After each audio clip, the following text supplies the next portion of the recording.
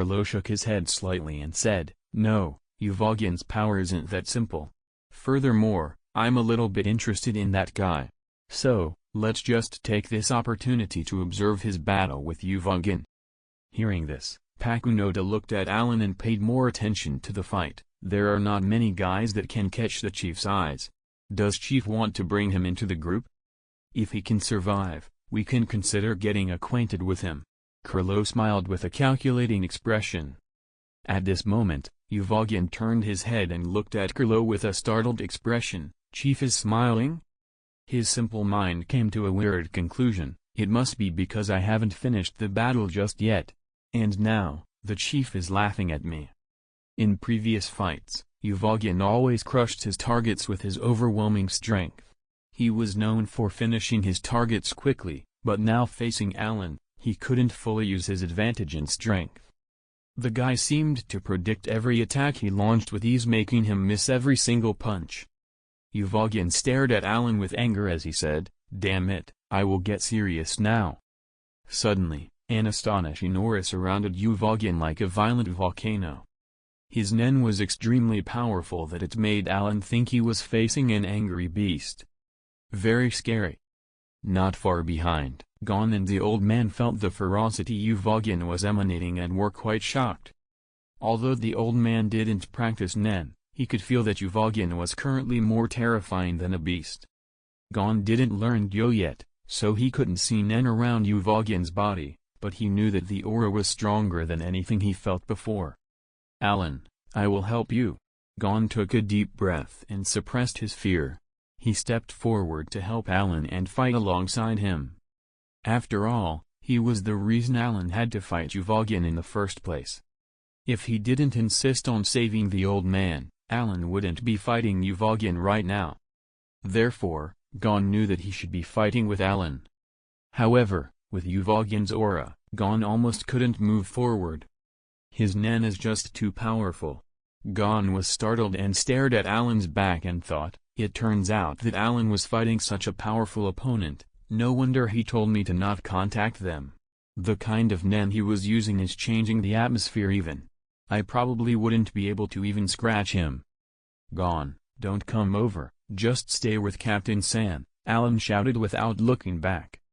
Facing a monster like Yuvagin prevented him from relaxing even for a second. Otherwise, he wouldn't be able to react even with observation haki. Simultaneously, Allan's nen exploded out of his body to try and match Yuvagin, but comparing the two, it was apparent that Yuvagin was stronger. "Allan." The old man noticed the situation, hurriedly pulled Gon into the wheelhouse, and said, "Little Gon, don't worry. I believe that Allan can handle it. We need to stay away, so he doesn't get distracted." Gon nodded. He already knew that it was not a battle he could join, and it would only add the burden on Allan if he did. But if Allan can't handle it, he was ready to go and lay his life helping him. Yuvagin wasn't in a hurry to attack.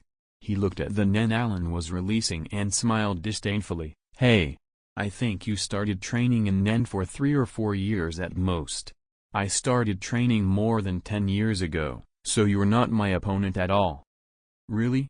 Allan's mouth curved into a smile as he sarcastically said, "You've been training for so many years, and you still rely on pure nen to win? Although your nen is indeed stronger than mine and is much larger in quantity than mine, certain variables are in a nen battle. Because of that, victory is never absolute. Take our situation for example, even if you are stronger than me, you will only win if you manage to hit me, which you still didn't. If your fist can't touch me, then all you have is brute strength that means nothing at all."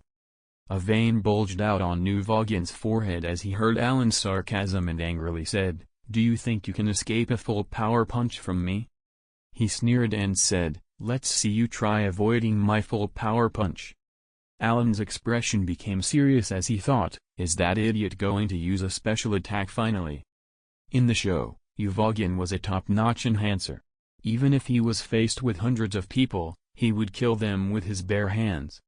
His Big Bang impact should be his strongest attack, which he used to punch and destroy Worm, one of the four shadow beasts who was deep underground along with a large piece of land he was hiding in.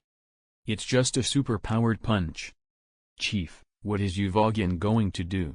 Do you want me to stop him? Pakunoda couldn't help ask Krilo.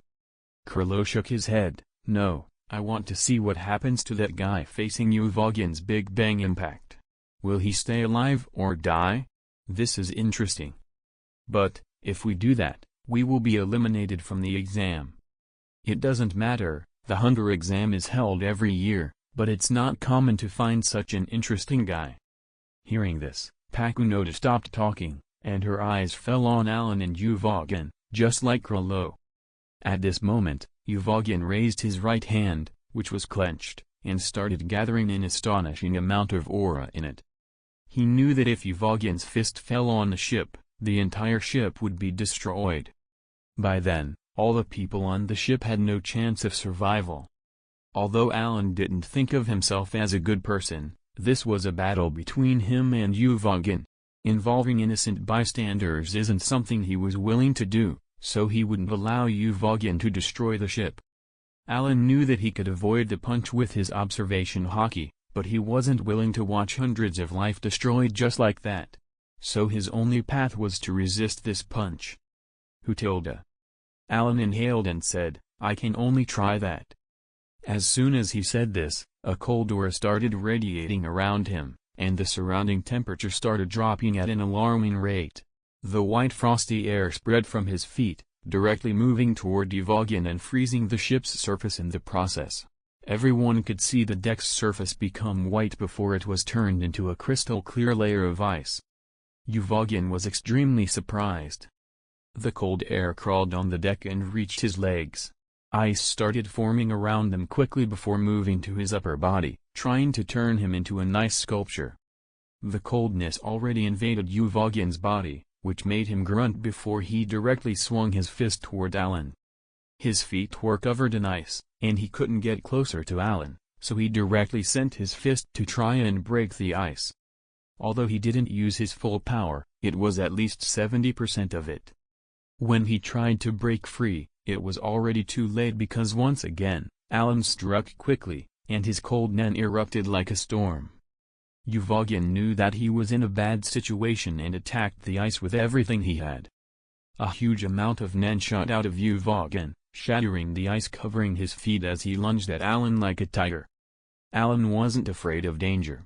He was relying on his observation haki to avoid any and all punches Uvogin sent toward him. His actions seemed dangerous, but everything was within his calculation. Uvogin was extremely angry as he punched non-stop, vowing to kill Allan. Allan just kept dodging left and right. Every attack was seen through using his observation haki. Uvogin finally changed his attacks by jumping in the air then locking into Allan before dropping down with a Superman punch. Allan already noticed this and took action to resist. He created 2 ice cones in the air to stop Uvogin's attack. Humph! An ant trying to shake a tree. Uvogin snorted coldly before colliding with the ice cones, breaking them apart, and continued toward Allan.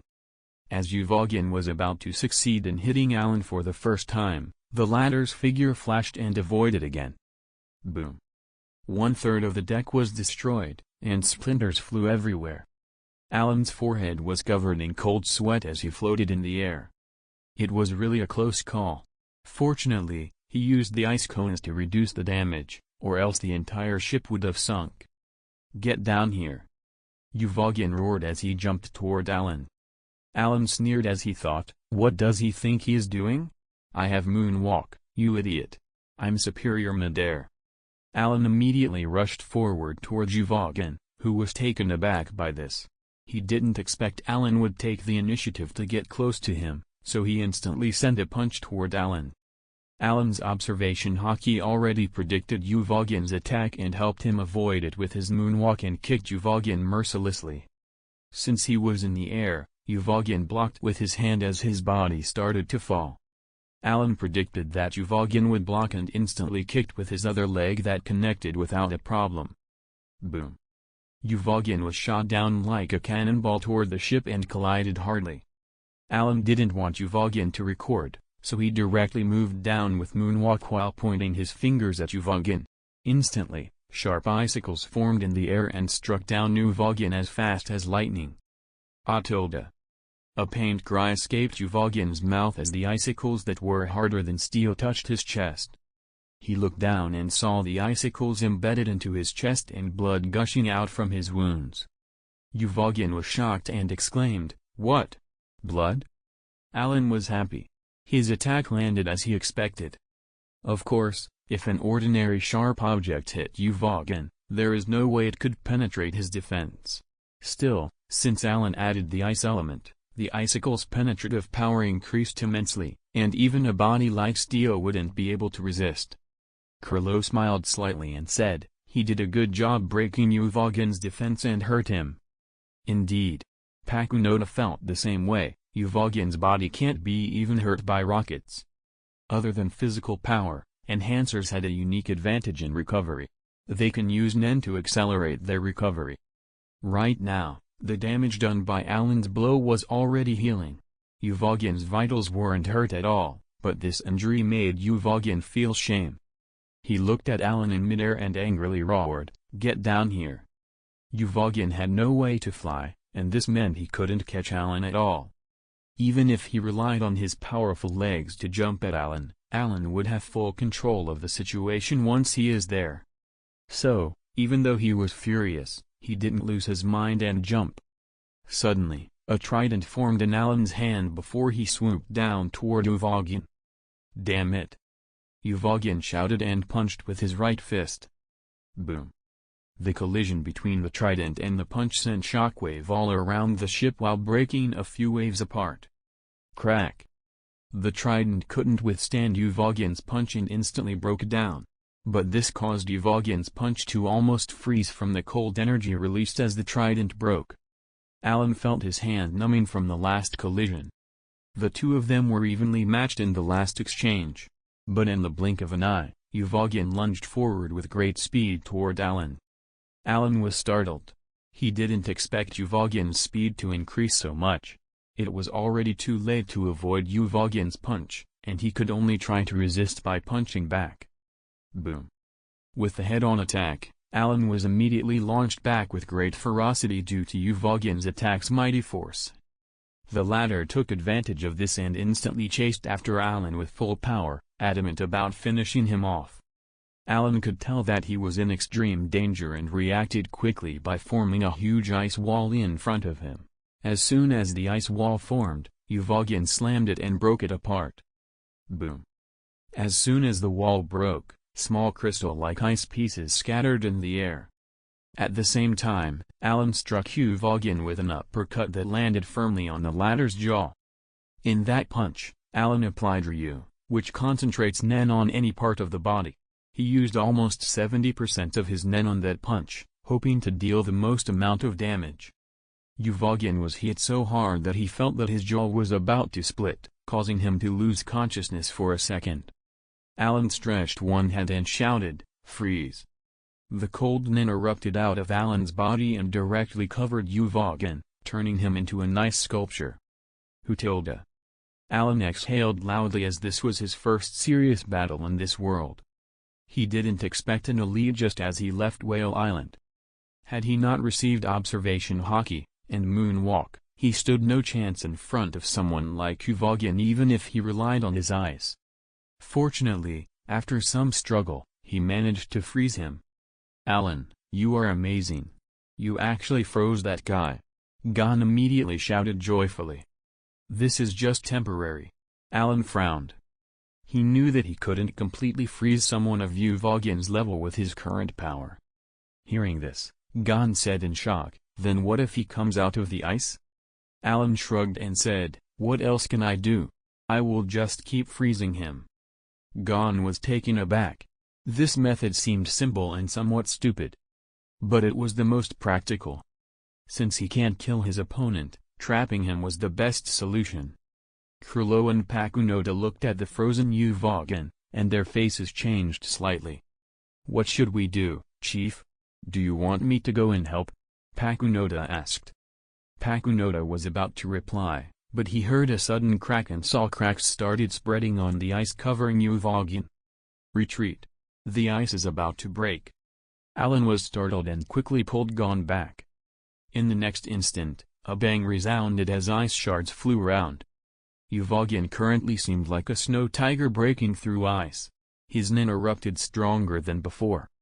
But although he seemed fierce, his breathing was hard and looked really tattered. Yuvogin broke the ice, but he was somewhat slow and allowed the cold force to invade his body. At this moment, he was trying to use his nen to expel the cold from his body. At this moment, a figure suddenly rushed toward him, and that figure was Allan obviously. He calculated when Yuvogin would break his ice, and he knew that he would be damaged afterward, which is why he was now seizing this opportunity to attack. An icicle slammed down toward Yuvogin's head, wanting to penetrate it. Yuvogin was startled and, without thinking, sent a punch toward the icicle in Allan's hand. The collision between the fist and the icicle generated a strong shock wave that fortunately didn't destroy the ship. Yuvogin's power was enough to defend against the icicle even without concentrating. As soon as Allan noticed his attack not working, he whipped a kick like lightning toward his chest.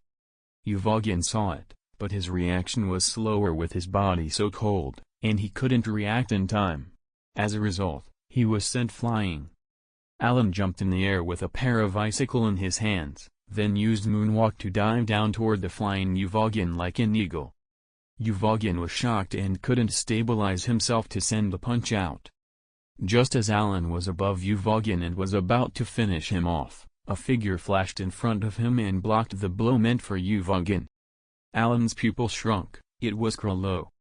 Krilo stood in front of Allan, holding a mysterious book in his left hand and a horn shield in his right hand, which stopped the icicles. Krilo opened his mouth and said, "If you want to continue this fight, I will be your opponent." Allan directly closed his hand and withdrew. His eyes looked at the book in Krilo's hand with fear. That wasn't an ordinary book. It was Krilo's special ability. The book can steal people's nen abilities, and it's known as Skill Hunter, Bandit's secret. With a few conditions, Krilo would be able to steal the nen ability and seal it inside that book. And he can only activate the stolen skills when he had the book in his hand. That horn shield should be one of the stolen abilities of Krilo. Allan's eyes almost looked at Krilo with jealousy. He used his strongest attack to kill Yuvogin, but just one ability he had in the book could stop him effortlessly. The atmosphere in the ship became tense as Allan just stared at Krilo without relaxing. He could deal with Yuvogin with his current power, but Krilo was an entirely different matter. At this moment, Krilo opened his mouth and said, "Don't be nervous. I won't attack." Hearing this, Allan was taken aback and asked, "What do you mean?"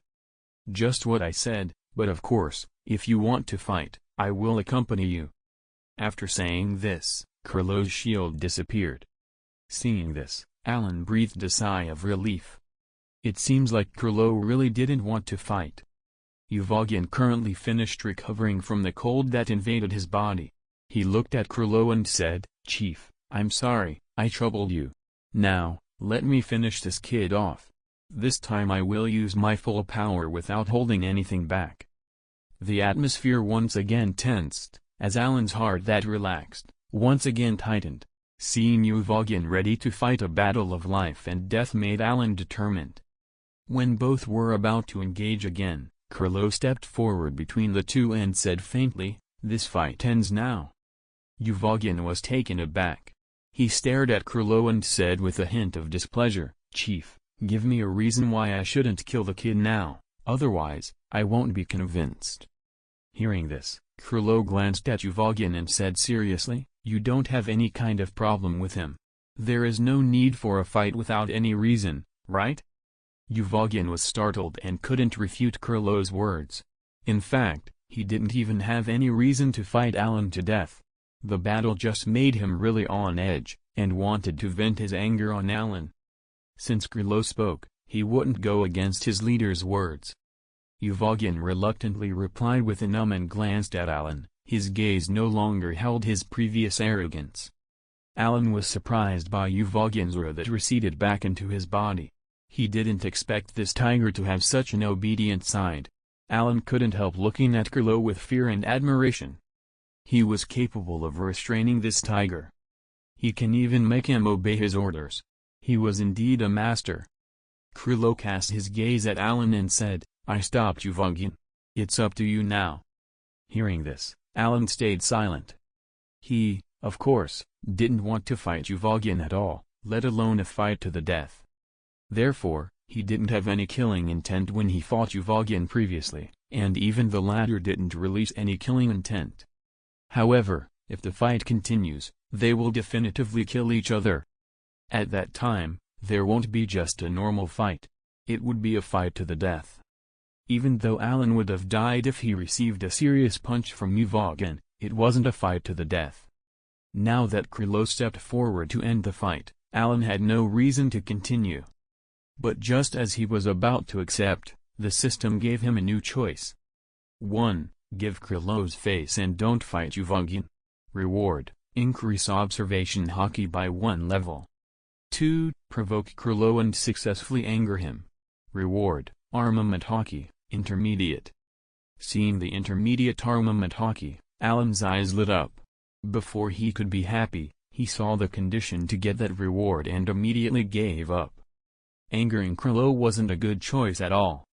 Allan knew very well that if Krilo wanted, he would be dead now. If he was to provoke him, he would be just seeking death. He didn't want to risk his life and die just because of a reward. Instantly, Allan chose the first option. Ding. You have chosen the first option. Reward: observation haki increased by 1 level. Allan felt his observation haki improve.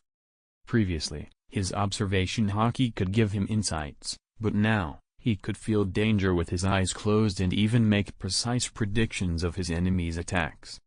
It's a pity that his fight with Yuvalgin came to an end now. Because of Krilo's interference, Allan didn't get the rank Yaku. The condition for that reward is defeating Yuvalgin.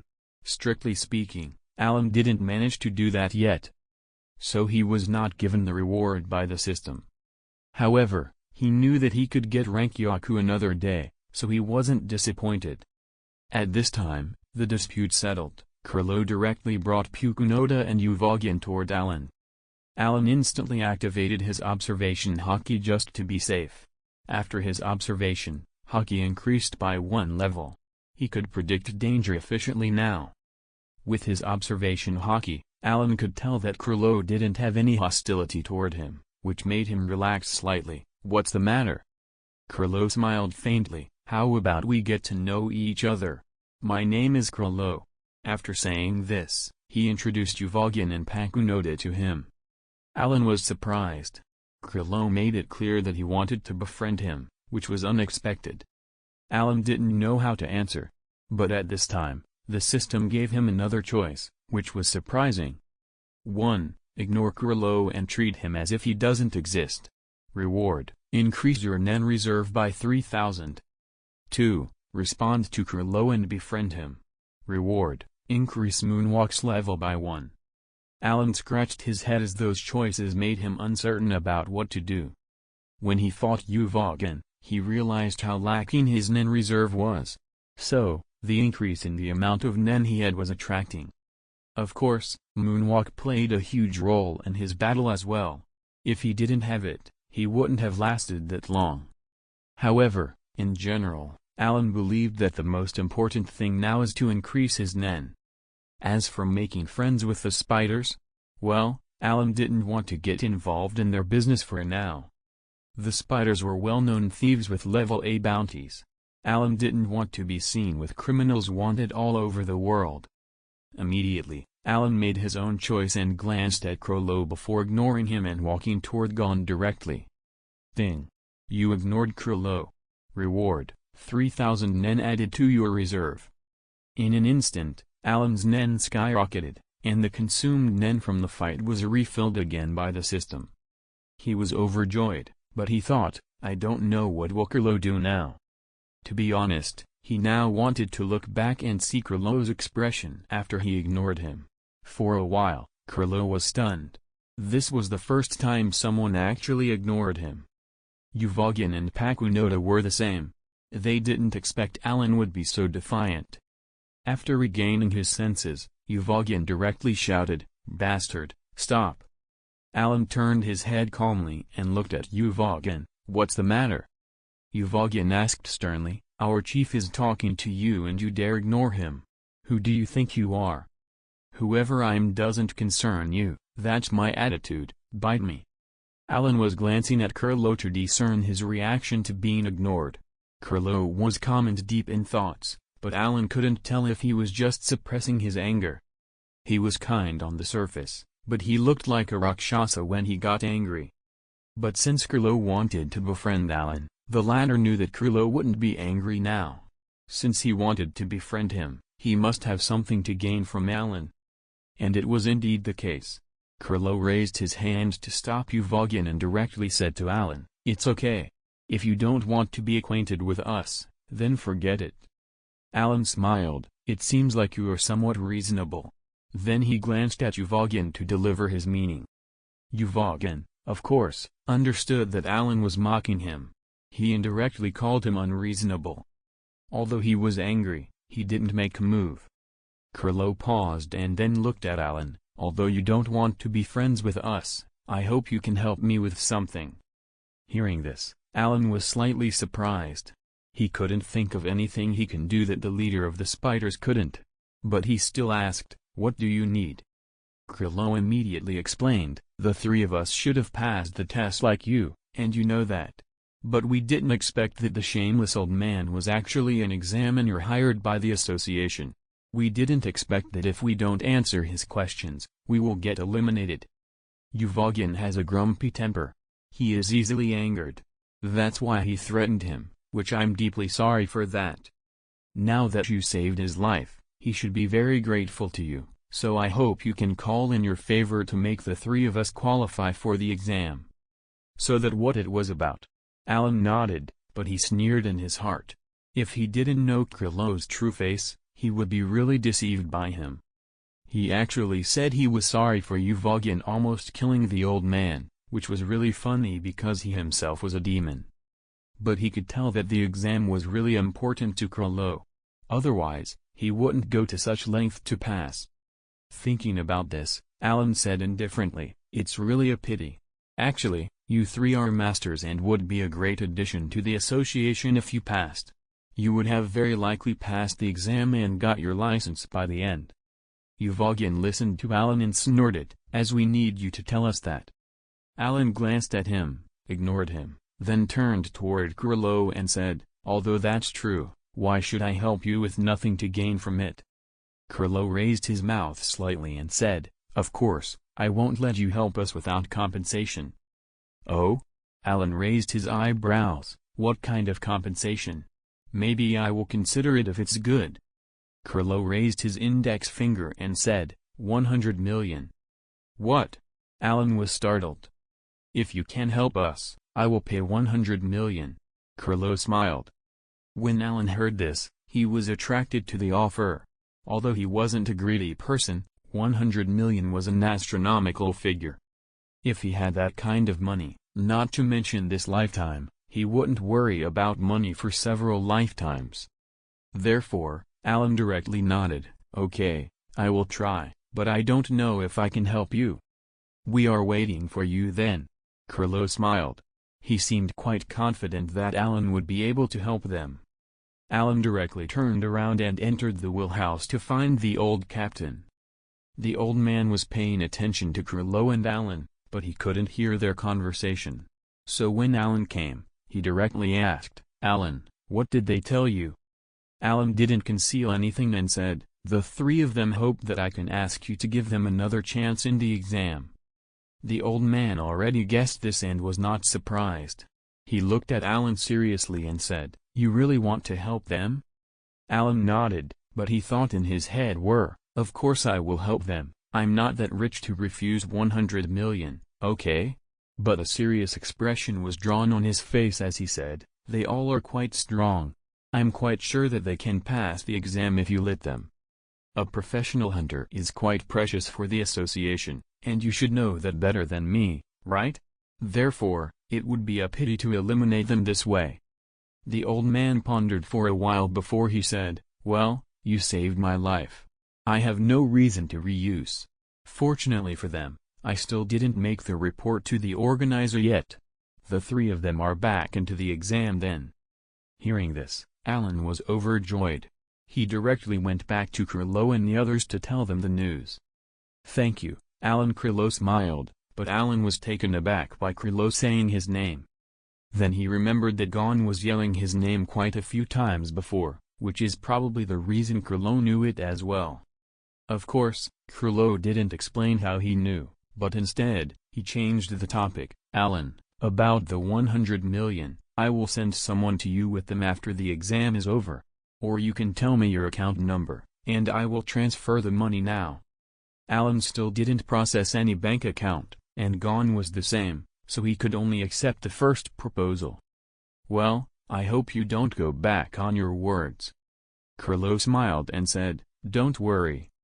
Allan was really not worried that Krilo would renege on his words since he was the leader of the Gane Ryodan. Let alone 100 million, even if it was 1 billion, he would be faced. Whether he will pay without trouble or not, that matter is for another time.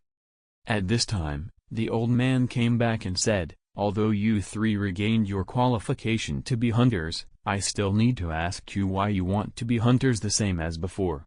After saying this, he looked at Uvogin and said, "Big guy, you first." Uvogin was very upset by the old man's question, but he answered in the end, "I'm called Uvogin. I come to the exam because I made a bet with someone." Although he gave his reason, he still seemed very arrogant. His personality can be discerned with a glance. He was very hot-headed.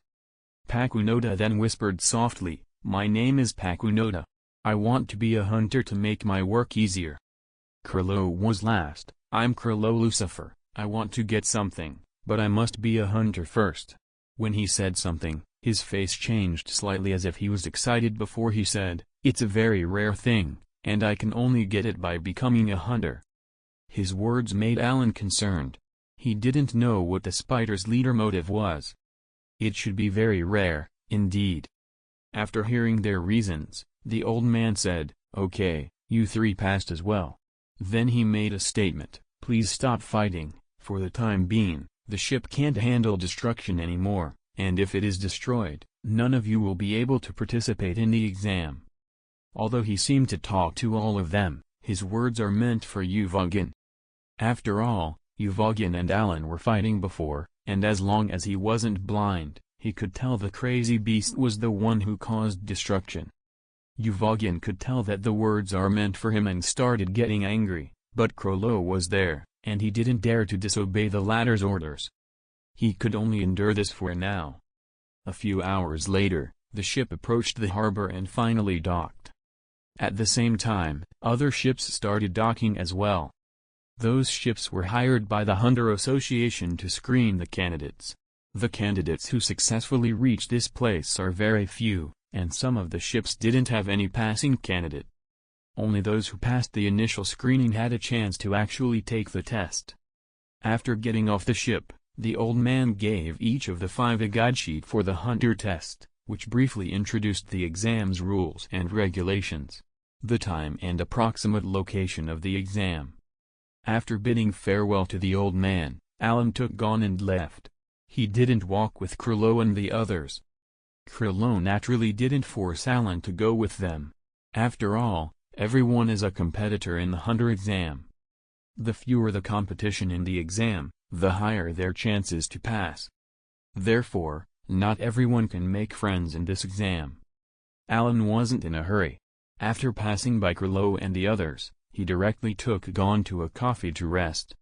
According to the guide, Allan pondered a little. The first exam will be held in Zaban City, which was the same location on the show, and the examiner should be Satats. The test will start in 24 hours, which means that they need to find the location in these 24 hours. If they pass the time limit, they would automatically be eliminated. After a short break, Allan took Gon to take a cab and head towards Zaban City. The night in this place was scary, as there was no sound and no light source. The cab was moving normally, but suddenly a bang was heard as the middle-aged man driving suddenly yelled, "Oh no, I hit something," before he hurriedly got out of the car to check. Inside the car, Allan and Gon looked at each other when they noticed a shadow on the road. But neither of them moved. They just sat inside the car silently. They could react quickly to anything, so they weren't concerned. Suddenly, the driver's horrified cry came from outside, and then silence prevailed. Nothing seemed to happen, however, the driver didn't come back. The car's headlights were the only light source around, but it could only reach a limited 10 meters ahead. At this time, the car shook as if something was attacking it. Allan and Gon instantly escaped from the car. They could see what was attacking the car.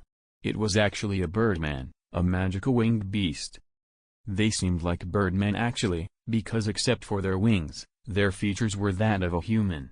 The only difference was their pupil, which seemed extraordinarily green. Suddenly, the birdman turned its gaze toward Allan and Gon, and its green pupil shined in the dark night. Gon was taken aback. "Wow! What is that?" "It's just a birdman." Allan calmed down quickly and shrugged. The birdman stared at the two with glowing eyes. In the dark night, the atmosphere was intense, but Allan was still standing in the same place without making a move. His eyes concentrated as he was sure that there was another existence nearby. Although that existence's presence was well hidden, he couldn't hide from Allan's observation hockey. This presence was hidden behind the first birdman covered by the black wings. Allan's eyes rolled as he said to Gon, "Gon, this time, you deal with this." Gon nodded and took a deep breath, then dashed toward the birdman. Gon didn't know that another presence was hidden behind the birdman.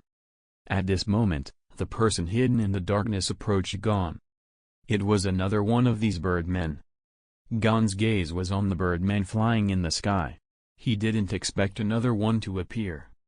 A moment later, Allan interfered and appeared in front of Gon.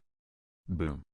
Allan kicked the birdman directly, sending away till he crashed into the car on the road. The car was dented due to the impact as the birdman almost saw stars dancing above his head. After dealing with one, Allan looked up toward the second birdman flying down with great speed toward him. Allan sneered. He instantly kicked the air and flew toward it using moonwalk. The birdman was taken aback as it didn't expect that Allan knew how to fly and detect him in the night's darkness. Boom! The birdman was kicked to the ground, and he happened to crash into the car as well. Now the car was completely ruined. The two birdmen stared at Allan fiercely. But when they saw him approaching, one of them spoke urgently, "Wait tilde." Gon on this side was surprised and exclaimed, "Wow, it can speak humans' language." Allan was relatively calm as he already knew it wasn't exactly how it seemed. There was something strange about how these creatures appeared here for no reason. Allan didn't want to think about it much, so he directly asked, "Who are you?" The birdman said, "We are Kiriko living in the nearby mountain. We are recruited by the Hunter Association to atone for our evil deeds. This road is on the way to Zaban City. We are here to screen the candidates." "So that it?" Allan nodded. Gon asked, "Where is the driver?" "We scared him away," the Kiriko replied. Hearing this, Allan solemnly said, "Now, our driver is driven away by you, and the car is destroyed. Surely you have a way to take us to our destination, right?" The Kiriko directly nodded, "Yes, we also serve as guides. Since easily defeated us, you're qualified to go to the exam venue. Now, let us take you to the first exam's location in Zaban City." Allan and Gon didn't say anything. Immediately, the Kirikos took Allan and Gon and flew in the air toward the venue. With enormous wings attached to their backs, they flew in the night sky with astonishing speed. Less than 2 hours later, Allan and Gon successfully arrived in Zaban City, and with the guidance of the Kiriko, they found the entrance to the exam's venue. It was a concealed entrance inside a restaurant. After taking the elevator down, they reached a colossal passage underground. It was a profound and very long passage. When Allan and Gon arrived, There were hundreds of candidates already there. A lean man passed distributed numbered badges to the hundreds of candidates present. Allan received number 123 while Gon got number 223. They were that far apart because the numbers on the badges were randomized. Allan put the badge on his chest as he started looking at the candidates. This is the first exams venue, which means that the candidates that passed the screening are all present here. If Kurapika, Leorio, and Killua participated in this year's exam, they should be here. Of course, Allan didn't want to befriend them. He just wanted to see these guys. However, after scanning everyone present, Allan didn't see them. There were only two possibilities for this. The first one is because they didn't take this exam. The second is because they still didn't find this place. There were about 10 hours before the time limit. At this time, Allan saw someone eye-catching. It was a fat-headed guy. This person was Tompa, the self-proclaimed rookie crusher. "Hi, I'm Tompa." As he said this, Tompa stretched his hand. His intentions were clear. He wanted to get to know Allan and Gon and befriend them. Gon didn't think about it and directly and stupidly stretched his hand and said, "Hello, I'm Gon." Tompa smiled and stretched his hand toward Allan. Allan didn't want to talk to this guy, but suddenly he thought of something. This was the best opportunity to use Grimm's hand. It was the first ability he got when he was transmigrated to Hunter x Hunter World. Now was the best opportunity to reap someone's luck, and Tompa was the best test subject. His Grimm's hand can reap any kind of luck, be it fortune, bad luck, relationship luck, career luck, misfortune, and so on. The disadvantage of this ability is reaping bad luck from others. As far as Allan knows, Tompa failed the exam dozens of times. He was anxious about receiving his lousy luck. But it didn't matter. He still had to try. After all, this ability can be handy, depending on its effect. There are 5 conditions to activate the Grimm's hand ability. 1. The user's hand must touch any part of the target's body for a full 5 seconds. 2. The user must know the target's name. 3. Only one hand can be used, either right or left, for this ability. 4. When this ability is activated, the user will enter a vulnerable state. Nen can't be used. 5. This ability can only be used once per day and on one target in their lifetime. As soon as Allan recited the conditions, he stretched his hand and smiled faintly at Tompa. "Hello, I'm Allan." Tompa smiled naively and prepared to withdraw his hand, but Allan didn't let go. The Grimm's hand was activated. Allan fulfilled the second, third, fourth, and fifth conditions. What's left is the first condition, which is to touch the target's body for 5 seconds. At this time, Allan was secretly counting down in his heart. 5, 4, 3, 2, 1. The 5 seconds passed, and Allan directly retracted his hand. Tompa looked at Allan weirdly and said, "Brother, it's just a handshake, no need to get passionate, right?" "Excuse me, my hand just cramped," Allan laughed. Of course, Tompa didn't believe him, but he didn't say anything about it. Allan stopped paying attention to Tompa because he suddenly saw a big hand reach out from the void toward Tompa. Tompa didn't seem to notice this. The hand passed through Tompa, and a golden light orb appeared inside it. The golden light represents fortune. Allan was overjoyed. He was quite satisfied with getting this from the first time he used the Grimm's hand. If you have fortune, you will make money. Whether he was doing business and buying lottery tickets, he is surely going to get money out of it. Tompa's fortune was robbed by Allan. He would never get money from anything now. No matter what he does, it would be fortunate for him to just have something to eat from now on. At this time, Tompa took out 2 cans of drink from his backpack and handed each of Gon and Allan 1 can. "This is juice from my hometown. It tastes sweet and delicious. You must be thirsty from the journey, right? Here, have one." Tompa looked at them with a silly smile. People who didn't know him would think he was sincere. A sneer appeared on the corner of Allan's mouth as he knew that Tompa was the rookie crusher. He uses every method to eliminate newcomers. If they drink the juice, they would probably spend the next 2 days in the toilet. "Why don't you drink?" Tompa asked. Allan was about to answer, but the system interrupted him. Ding. Please make a choice. 1. Drink Tompa's laxative juice. Reward, a great sword that can cut steel as if it was mud. 2. Make Tompa drink his laxative juice. Reward, mysterious treasure chest X1. Allan instantly chose the second option without any hesitation. Are you kidding me? You want me to drink laxative willingly? As for the reward for the first choice, it wasn't attractive at all. In contrast, he was more interested in the mysterious treasure chest. It also just happened that he wanted to make things difficult for Tompa, to see if he dared drink his own juice or not. If he didn't dare drink it, then he would have a reason to make him drink it. Either way, Tompa will drink it. Allan suddenly opened his mouth and said, "Tompa-san, is your juice really good?" "Of course, there is no problem with it." Tompa smiled, but his answer came too fast. A sneer appeared on Allan's mouth as he said, "If that's the case, how about you take a sip first?" Tompa looked embarrassed as he didn't expect Allan to say that. He put a powerful laxative in the juice himself, and ordinary people would need 3 days and 3 nights to recover from it. Fortunately, he brought the antidote. In order to make Allan and gone, Tompa gritted his teeth and took a sip of the juice. "Look, there is no problem at all, right?" Tompa wiped the corner of his mouth and smiled. "Well, it seems so." Allan nodded. At the same time, the system's prompt appeared. Ding. You successfully made Tompa drink his own laxative juice. You've been awarded, mysterious treasure chest X1. Allan didn't open the treasure box immediately, instead, he kept it in the system for later.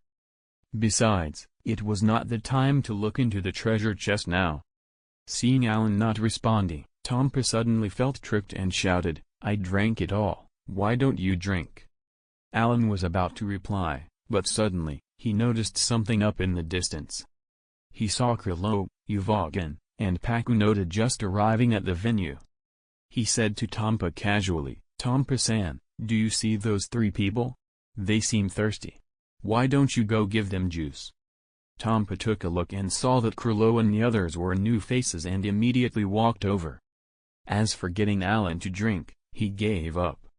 After a while, Allan saw Uvogin take Tompa's juice and drink it readily. As for Krilo and Pakunoda, they just ignored Tompa from the moment he approached them. 1 can, 2 cans, 3 cans, Uvogin drank a few cans as if he was really thirsty. He was quite fit physically, and laxatives had no effect on him. Tompa was dumbfounded. He didn't think that the world had such monsters. Tompa was like a clown in Allan's eyes. He expected that Uvogin would teach Tompa a lesson, but Uvogin seemed to be enjoying the drink instead. Looking again, Allan found that Tompa moved away from Uvogin to talk to a silver-haired kid. Tompa was talking to Killua, who had one foot on his skateboard and leaning against the wall, and gave him his drink as well. A treacherous smile appeared on Tompa's face as he already could imagine Killua staying in the toilet for 3 days straight. However, when he saw Killua drinking a can after the others, his face stiffened. It was the same situation with Uvogin. Killua just drank the juice as if there is nothing with it at all. Tompa was ready to cry. Why did so many freaks join the exam this year? Even a young lad is a freak, Tompa thought. Uvogin and Killua both knew that the juice contained something strange, but they were confident in their bodies and were thirsty, so they ignored it and drank readily. Allan was paying attention to Tompa, and after seeing Killua and Uvogin almost torturing him without even noticing, he was happy. He looked at Tompa playfully as the latter looked around for other praise. Not long after, 4 more candidates came to the exam venue. The first was a tall guy with strange needles stuck on his face and looked terrifying. Allan instantly recognized him. He was Killua's big brother, Illumi's Oldic. Special needles stuck on Illumi's face to change his appearance. He is quite handsome without those needles. He participated in this exam to follow his little brother Killua. Illumi, who was looking at his brother, gazed at the approaching Tompa, and said, "Is there a problem?" Tompa's blood almost froze as his body was covered in cold sweat. He directly stopped any thoughts about tricking this guy and said, "No, it's okay." Allan followed his gaze and saw Tompa approaching a bald guy who was doing push-ups. This bald guy had an excellent facial feature and a pair of sharp eyes. He was Hanzo, a ninja. He was quite alert and declined Tompa's juice. Tompa once again started his search, and his eyes fell on another two people. A person wearing a blue suit. He was tall, thin, and wore sunglasses. The other person had short blonde hair. They were Leorio and Kurapika. The two walked closely as they obviously knew each other. When Tompa approached them, they were vigilant. Tompa tried a few times, but he couldn't get them to accept his juice. He felt really depressed. He really didn't expect the newcomers this year to be so challenging to deal with. Allan's mouth raised slightly as he enjoyed Tompa's misfortune. But now, he is more interested in the exam and what it will bring. Illumi, Killua, Hanzo, Leorio, Kurapika, and many others from the show appeared now. Besides, Krillin, Pakunoda, and Uvogin were here as well. This exam will be really interesting. At this time, someone seemed to scream as if he was being slaughtered.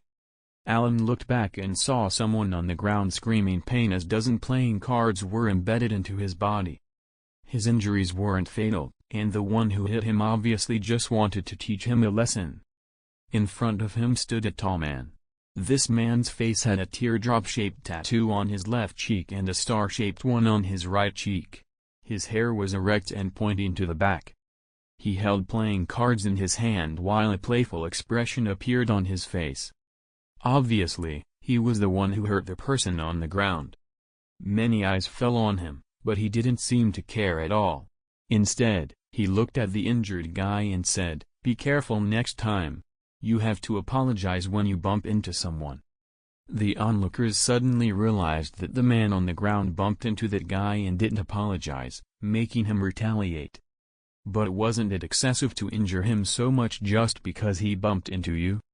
Allan looked at the man fixedly before turning his gaze away and sneered with a thought, "Even Hisoka is here, it seems like this year's exam is interesting indeed." The number of candidates increased as time went by, and during this time, Allan noticed that Ponzu and Pakal. They had small parts in the exam, but they were somewhat interesting. Pakal is average, but with some luck, he became a professional hunter. In the Chimera Ant arc in the show, Pakal and Ponzu both discovered the Chimera Ant and wanted to report them, but they weren't lucky this time and were eaten. They were the tragedy duo of the Hunter x Hunter series. All the characters appeared, and no matter if they were strong or weak, Allan remembered them. After a long 24 hours, a man wearing a dark coat adorned with a red tie appeared. He had lavender hair curled at the end and blue eyes as well as a long pointed chin. His most distinctive feature is his mustache and lacking a mouth. This person is Satots, the examiner for this part of the exam. He looked around at the examinees with surprise and said, "It seems that this test is quite lively. The first exam was very simple. All they had to do was follow Satots through the passage and reach the second exam." Many examinees followed Satots dazedly. The long passage without an end in sight increases the psychological pressure on their mind. What seemed like a simple test was actually a test of physical strength and endurance, and mental fortitude. Only a few people were actually relaxed as if they didn't feel any pressure. The total number of candidates in the first exam was 639, but before the exam even started, Tompa left because of depression. So, the official number of people is 638. Allan led on and followed the candidates without any delay. There was no need to rush and complete the exam after all. He just had to follow from behind. As they ran, Allan felt the candidates in front of him accelerating. He knew that Satots was moving faster, so the candidates had no choice but to speed up as well. At this time, another choice from the system prompted in front of Allan. Ding. Please choose. 1. Cross the passage at your fastest speed and reach the first. Reward, increase the amount of nen by 2,000. 2. Cross the passage at your fastest speed and reach the first while eliminating 50 candidates using reasonable methods. Reward, Conqueror Haki, Hoshoku Haki, Novice. Allan was delighted. He didn't think that Conqueror Haki would appear now. The rewards were getting more and more advanced as time passed by. Without hesitation, Allan directly picked the second option. The reward isn't given immediately as he needed to eliminate 50 candidates while reaching the finish line as fast as possible. Allan wasn't in a hurry. With his current ability, it wasn't difficult to finish this task. Of course, he could do it if Uvogin doesn't compete with him. He knew that 3 people here could hinder him from being first: Krillo, Uvogin, Hisoka, and Illumi, Killua brother. These 4 are first-class nen users. They practiced nen for a long time, and it won't be easy to compete with them. As for Killua, Hanzo, and Kurapika, Allan didn't care at all. Because all of them still didn't learn their nen, and their true potential was buried deep within their bodies. Therefore, he needs to be careful about the first 4. Allan needed to surpass them all and reach the finish line as quickly as possible. Allan looked at Gon beside him and said, "Gon, I will speed up, try to keep up." Gon nodded, "Okay." Allan directly accelerated. After a while, Allan already passed half of the candidates. Allan passed by like a gust of wind between them. "Wow, be careful, you bastard." When Allan passed by Kurapika and Leorio, the latter was taken aback and almost fell. Leorio cursed as he was ready to catch up to Allan, but the latter already disappeared from their view. Kurapika looked at Allan's back, disappearing, and said, "Give up, Leorio, you can't catch him." "Damn it, if I ran into that guy, I would beat him up really good," Leorio said with anger, but he had to admit that he couldn't catch up. Suddenly, a boy with sea urchin hair quickly passed them, and once again, Leorio almost fell. "Hey, bastard! Not another one, stop there," Leorio bellowed in anger. Gon, who was chasing Allan, heard this and turned back to apologize. "I'm sorry, I didn't mean to bump into you. By the way, my name is Gon. If you feel wronged, come see me at the end of this exam. I want to chase after Allan now, so I'm going ahead." Leorio saw Gon innocently apologizing, and his anger was reduced by half, but he was still angry nonetheless. "Huh, what the hell is that kid? He actually introduced himself so I can find him later. And who the hell is that Allan? Why is Gon chasing him? The one named Allan should be the one who almost bumped into you the first time, right?" Kurapika guessed. Leorio was taken aback. "In other words, they are together?" Kurapika nodded. "Well, it should be. Before the exam started, I paid attention to both of them, so I recognized them." Hearing this, Leorio smiled and said, "That's good then. After we finish this exam, I will go find Gon. I don't want Gon to apologize, but that Allan kid has to apologize. He almost ran into me and didn't even say sorry." "I'm afraid that would prove difficult," Kurapika said almost without interest. The underground passage was like a bottomless pit, and the longer people ran, the helpless they felt. After 40 kilometers, the first person was mentally broken as he fell back from the group. At this time, Allan was already advancing as fast as he could. He looked up and saw Killua on his skateboard with his hands in his pockets, moving forward leisurely. Allan didn't mind Killua as he continued forward and passed him. Killua, who was leisurely moving forward, immediately felt provoked by this and exclaimed, "You think you are the fastest? Okay, we'll see." Killua's expression became serious as he started going faster. At this time, a hedgehog-headed guy caught up to him. Killua saw Gon running so fast and couldn't help asking, "Hey, are you chasing that guy?" Gon nodded before his eyes lit up and exclaimed, "Wow, your skateboard is so cool. Do you want to play?" "Yes." "How old are you?" 12. Killua felt happy and said, "We're the same age." He, then we're probably the youngest candidates in this exam, Gon said sheepishly. My name is Killua. What is your name? Killua rarely saw someone his age, so he had to ask. My name is Gon. Gon, did you come by yourself? No, I came with Allan. Allan? Killua frowned. Is it the guy who just passed me? It is, Gon said. Why is he running so fast? Killua wondered. Gon shook his head and said, I don't know, probably because he was bored running so slowly. So he wanted to reach the finish line quickly. Is it fun to race? Killua muttered. Hey, Killua, I want to catch up to Allan, so I will go first. Gon's aura instantly enveloped him as his speed exploded. Killua, on the side, was stunned. He thought that Gon was better than normal kids at best, but he didn't expect to be so strong. That felt so strong. What is your background, Gon? Killua muttered to himself, then put away the skateboard. Killua's mouth raised in a smile as he looked at the disappearing back of Gon. Interesting. It seems that this exam can't be taken lightly. This hunter exam is full of hidden masters. Immediately, Killua disappeared from his place as he started chasing after Gon with astonishing speed. He was born as a killer because he was one of the Zolik. He received hellish training from an early age, and in terms of speed, even people with Nen can't match him. Hisoka and the disguised Illumi were advancing together unhurriedly at this time. Really unexpected from you, Illumi. You're actually here to participate in the hunter exam.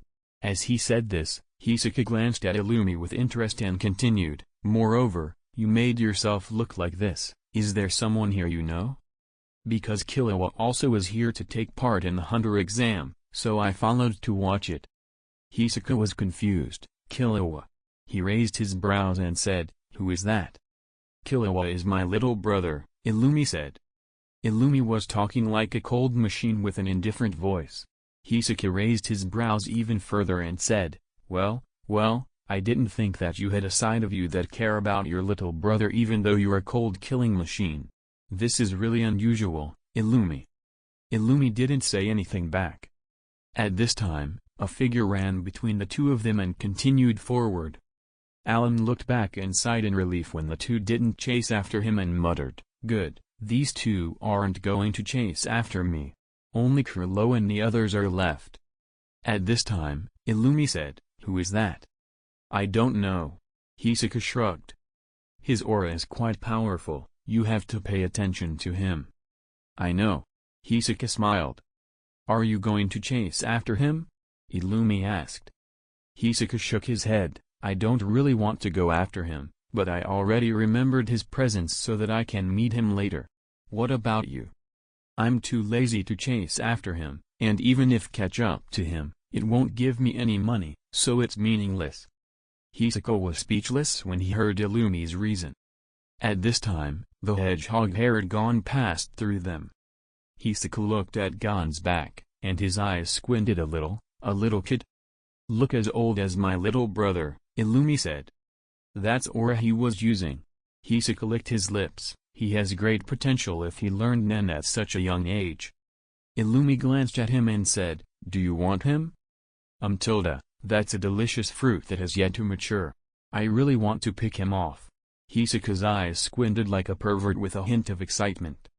If you see my brother, you will definitively look forward to him growing up even more than the kid. Oh really? At this time, Killua passed between them quickly while holding the skateboard in his hand. The one just now, is he your brother? Hisoka stared at Killua's back. Yes, that's Killua. Illumi nodded sincerely. Hisoka smiled, not bad, is he like you, a professional killer? Yeah. Illumi nodded, Killua is really good. In the future, he may be the one who inherits our father's business and become the head of the Zoldyck. Hisoka's eyes lit up as he exclaimed, that's really incredible. At the forefront, Kurlo, Uvagan, and Pakunoda were running behind Stotts. By the time Allan caught up to them, Stotts and the others were climbing a long staircase. Allan's eyes narrowed as he looked at the staircase. The staircase was very steep, and it will take a lot of effort to climb it quickly. Many candidates were sweating miserably right now. They thought it was just a relaxing marathon, but they didn't expect it to be hard. This was hard because the tunnel was 100 below the ground, and fresh air was scarce in this place. And with the limited space and the number of participants, the oxygen in the air became even thinner. Therefore, they consumed much more energy than they usually would in this case, which increased the pressure on them. At this time, Satots led the group up the staircase with Krilo and the others just behind him. They weren't even making an effort to climb the stairs. After all, they were masters of Nen. Something like climbing a staircase is effortless. Allan was now 10 meters behind them.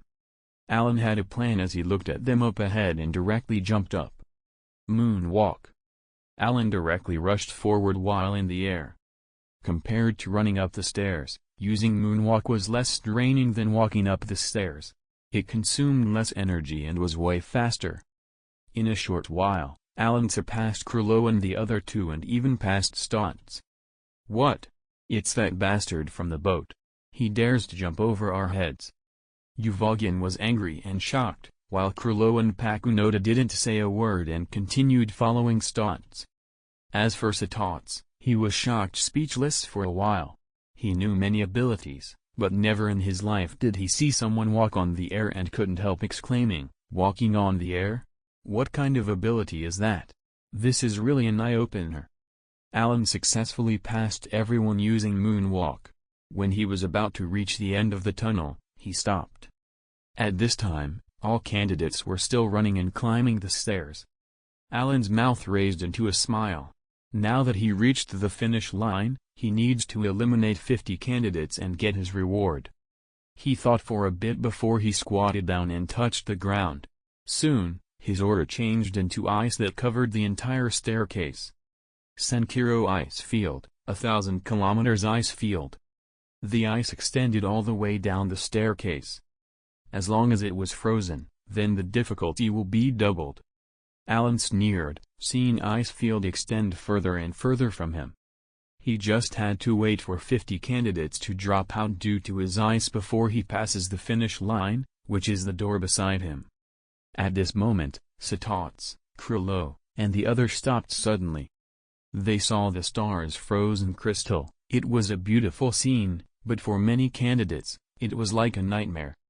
The steep staircase was now frozen, and anyone who can't keep his balance will slide down to the bottom.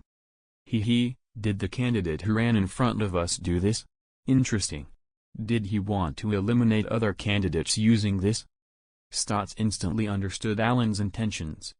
But this move could offend him as the examiner and a couple of hundreds of candidates.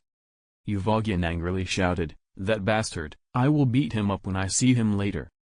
Krilo was dissatisfied with this as well. Allan's move undoubtedly provoked him.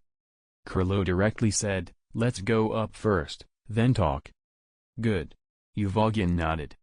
A few people took a step on the ice without a problem, but they knew that if someone took a step carelessly, he would slip and slide down to his doom. In the end, a few candidates rolled down the stairs and knocked a few others with them. They were close to the examiner, but now, they were quite a distance away, and even if they succeed and reach the end of the stairs, the examiner would have left already, and they won't be able to get to the second exam site. That was equivalent to being eliminated from the exam. Allan stood quietly at the top of the stairs while looking at the people down, being unable to climb with a sneer on his face. Finally, he looked at the exit and went out. As soon as he stepped out of the door, the system handed over his reward. Ding. The host is the first candidate to reach the end of the tunnel and successfully eliminated more than 50 candidates using reasonable means. Reward, Conqueror Haki, Hoshoku Haki, Novice. The Conqueror's Haki is something that can instill fear in any being. It's the disposition of a king forming a force that can intimidate all beings. Whoever is exposed to that force would fall unconscious if his own will is weak. And at this moment, Allan gained such power. Haki is divided into 3 levels, namely, Novice, Intermediate, and Advanced. With each level, the requirement for his mental and physical power will increase. Right now, Allan's conqueror's haki was merely novice level, so he can't control it at all. He can't use it on a single target for the time being. But he wasn't disappointed at all, since he knew only with when it reaches higher levels can his will control it. As long as he grows physically and mentally, Allan would be able to master the conqueror's haki gradually. His current goal is to complete the hunter exam. Allan looked back at the tunnel and sat down cross-legged. He turned 2/3 of the stairs into ice, which doubled the difficulty for the candidates. The next phase of the exam is passing through Milsey wetlands. Many rare birds and exotic animals live in this forest. It was also known as the Swindler's Swamp because half of its creatures are cunning and greedy by nature. Like the man-faced ape, noggin-lugging tortoise, frog-in-waiting, hypnosis butterfly, ruse raven, claymore mushroom. Most of these animals use illusion and traps to get their prey, and that's the reason why this place is called the Swindler's Swamp. Once you step into this forest, there is a high chance that you will be tricked. And to reach the second test, the candidates need to pass through this forest. Although Allan knew about this, he wasn't familiar with the road, so he could only wait for the time being for the others to get here. At this time, someone said from afar, "Hey, come here." Allan looked at the man walking out of the forest. "Who are you?" Allan asked. Then, his brows frowned unconsciously. The man replied, "I'm the guide responsible for leading the candidates through the forest." "Guide?" Allan looked at him suspiciously. "Don't stand there in a daze. I will take you to the next exam venue." "What about the other candidates? Don't you need to wait for them?" "It doesn't matter. I will leave a way for them to track us and pass the test. You're the first person to arrive here, so I will personally lead you there." Allan pondered a little as he heads this, then he smiled, "Then I will trouble you, guide-san." "Don't mention it. It's my job," the guide said and walked toward the forest. Allan looked around and sneered before the following. After entering the forest, the surrounding quietened as if danger was approaching. Allan followed the guide before stopping abruptly. "What's wrong?" The guide turned his head and asked Allan. Allan looked back. "Guide-san, shouldn't we take the road? Why should we pass through the forest? Did you do this on purpose to lead me into the grove and then do me in?" The guide suddenly panicked and instantly explaining, "Walking into the forest is faster, and there are no obstacles here." "Is there really no obstacle?" The guide's face darkened, hearing Allan's question. "What do you mean by your question? Do you doubt my identity?" "That's it," Allan replied as if he already knew everything, which he indeed did, and said, "That's the end of this trick, guide-san." "Ah, that's wrong, you're not even the guide. Since I was discovered, I will kill you first." Suddenly, the guide's face started changing. His face became hairy, his teeth sharpened, and his stature became larger. In a blink of an eye, he turned into an ape-like animal. Allan sneered, seeing this, "It's really a disguise. You're a man-faced ape?" The man-faced apes are dangerous creatures living in the Milsey wetlands. They can imitate anything about a person, be it his appearance or his behavior. Although they are like this, they can't deal with humans without traps, and that's what this ape was currently doing. Allan realized this so-called guide was a man-faced ape as soon as it came out. He wanted to see what it wanted, so he pretended that he didn't know its tricks.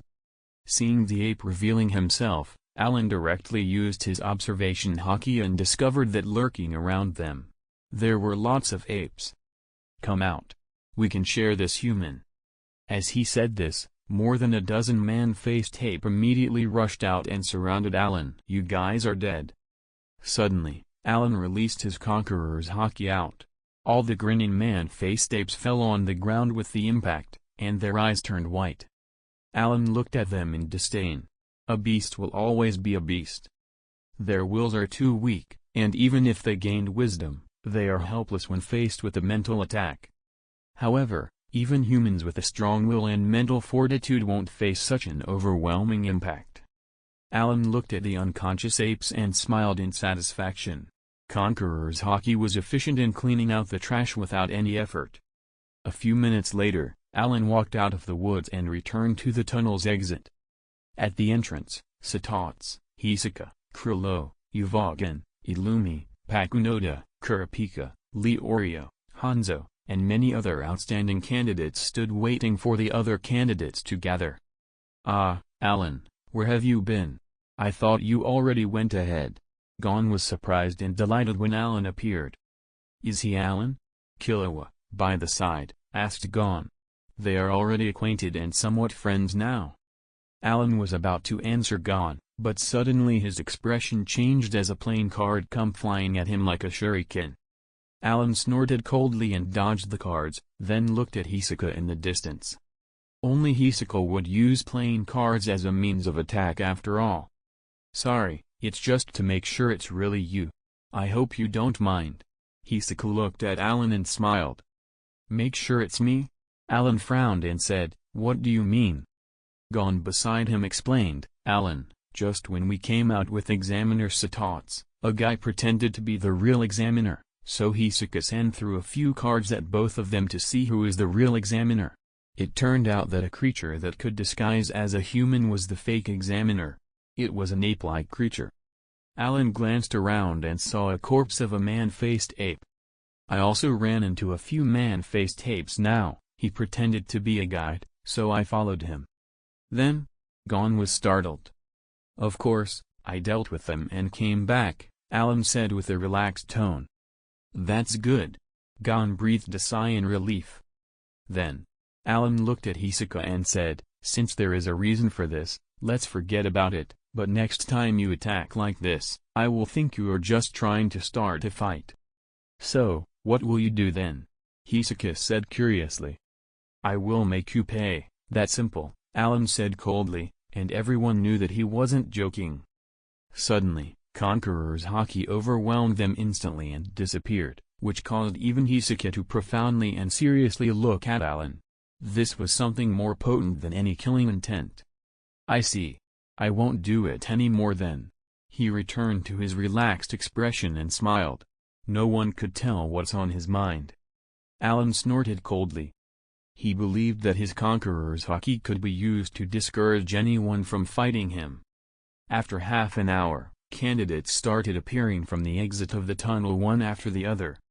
After some time, a bald man started shouting, "Which damn bastard froze the stairs down there? It made us consume so much energy to get here." Following Baldy's roar, many started agreeing with him as well. "Yes, who did it? If you have the balls, stand up, don't be a coward."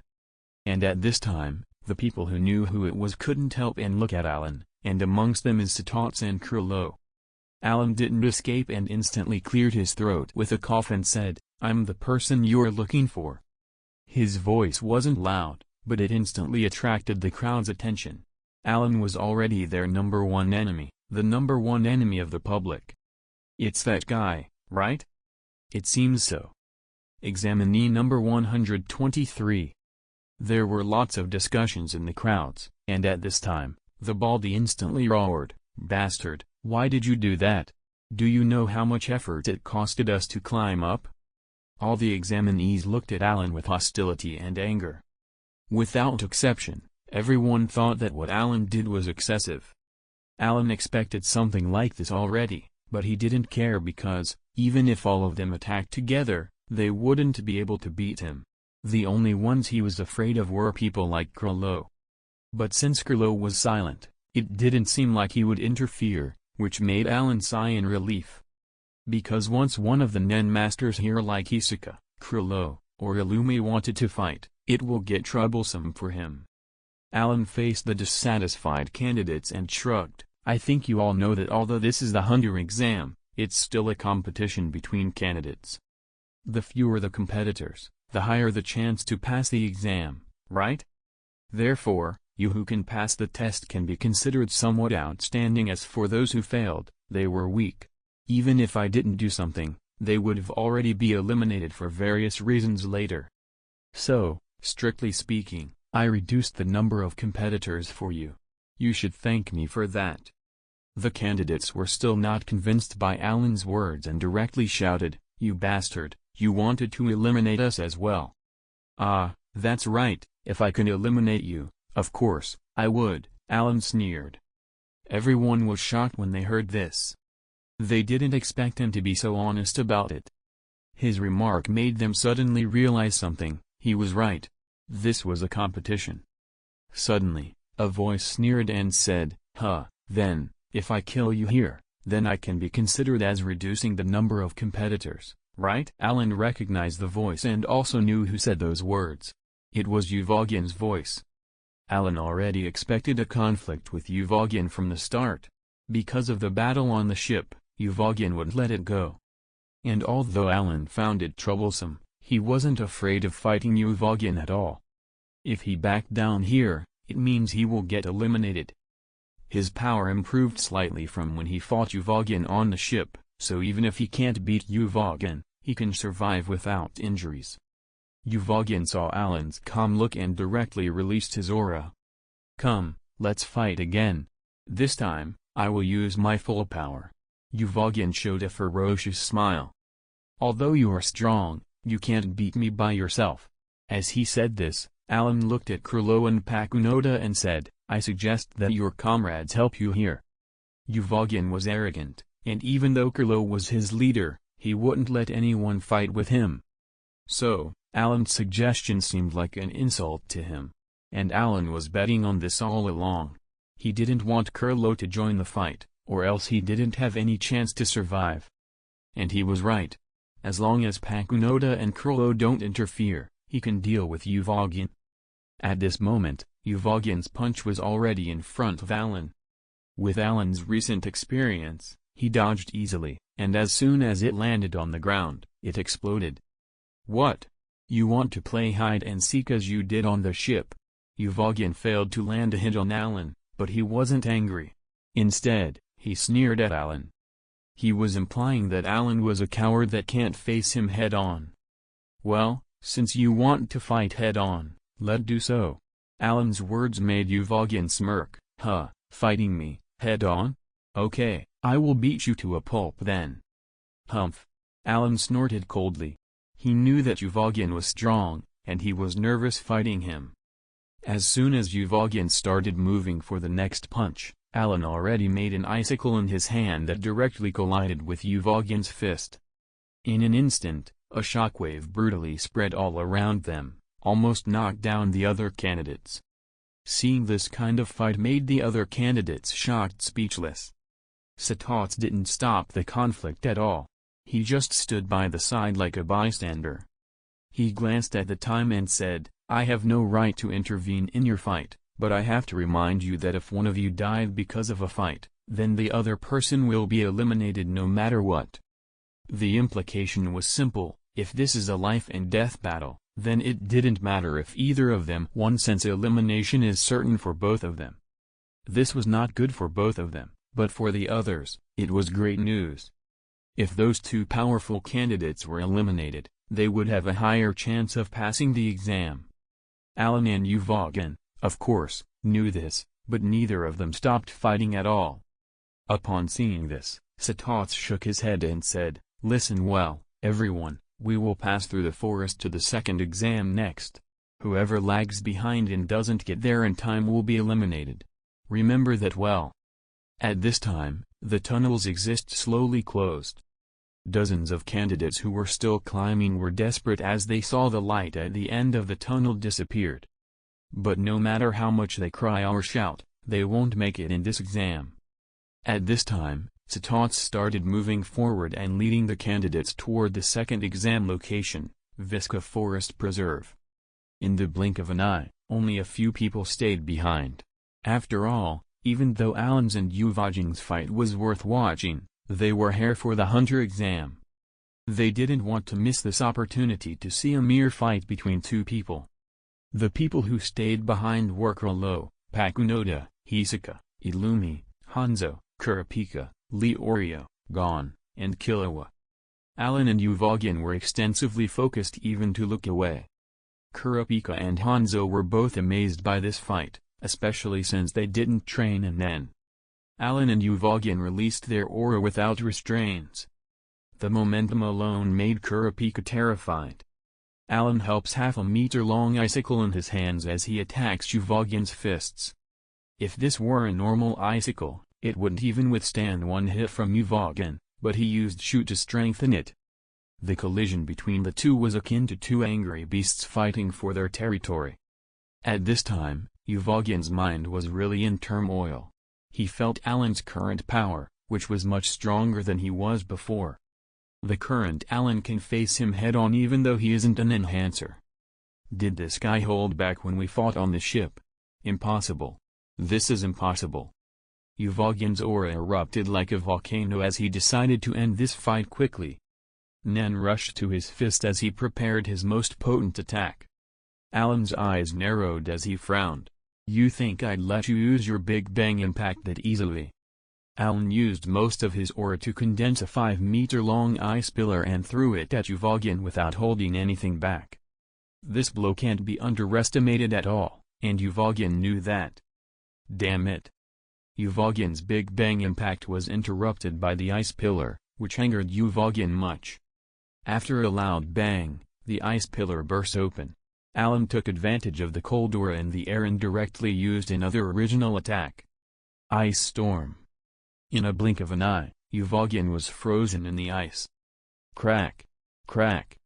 A moment later, Uvogin used high aura and broke through the ice.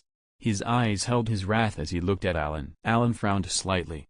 He didn't expect Uvogin to free himself in less than 3 seconds. His Nen was too strong. Hutilda. But apparently, it wasn't easy for him to do so. Uvogin breathed heavily. He forcefully broke the ice, but the cold aura already invaded his body. Even if his body was more robust than steel, the low temperature caused some bodily functions damage. The low temperature weakened his strength, speed, and reaction. Seeing this, Allan clenched his hand, creating an icicle, and launched an attack. Uvogin instantly poured Nen into his fist and punched the icicle. As soon as the fist met the icicle, the coldness penetrated Uvogin's hand, directly moving toward his heart. Uvogin was shocked and instantly used his Nen to drive away from the coldness. Once again, Allan attacked. Uvogin poured even more Nen out to strengthen his body's offense and defense. As time went by, the onlookers each had a different thought. Are you a transmuter? Allan slammed his icicle once again at Uvogin and stayed silent. The aura around him turned into sharp icicles and launched at Uvogin. Uvogin coldly snorted and faced them with his fist. Boom. The sharp icicles shattered due to the impact. By changing the nature of Nen into ice, the offense and defense improved a lot. The ice can restrict the enemy's movement, and forming projectiles, such as icicles and spears. So, are you scared?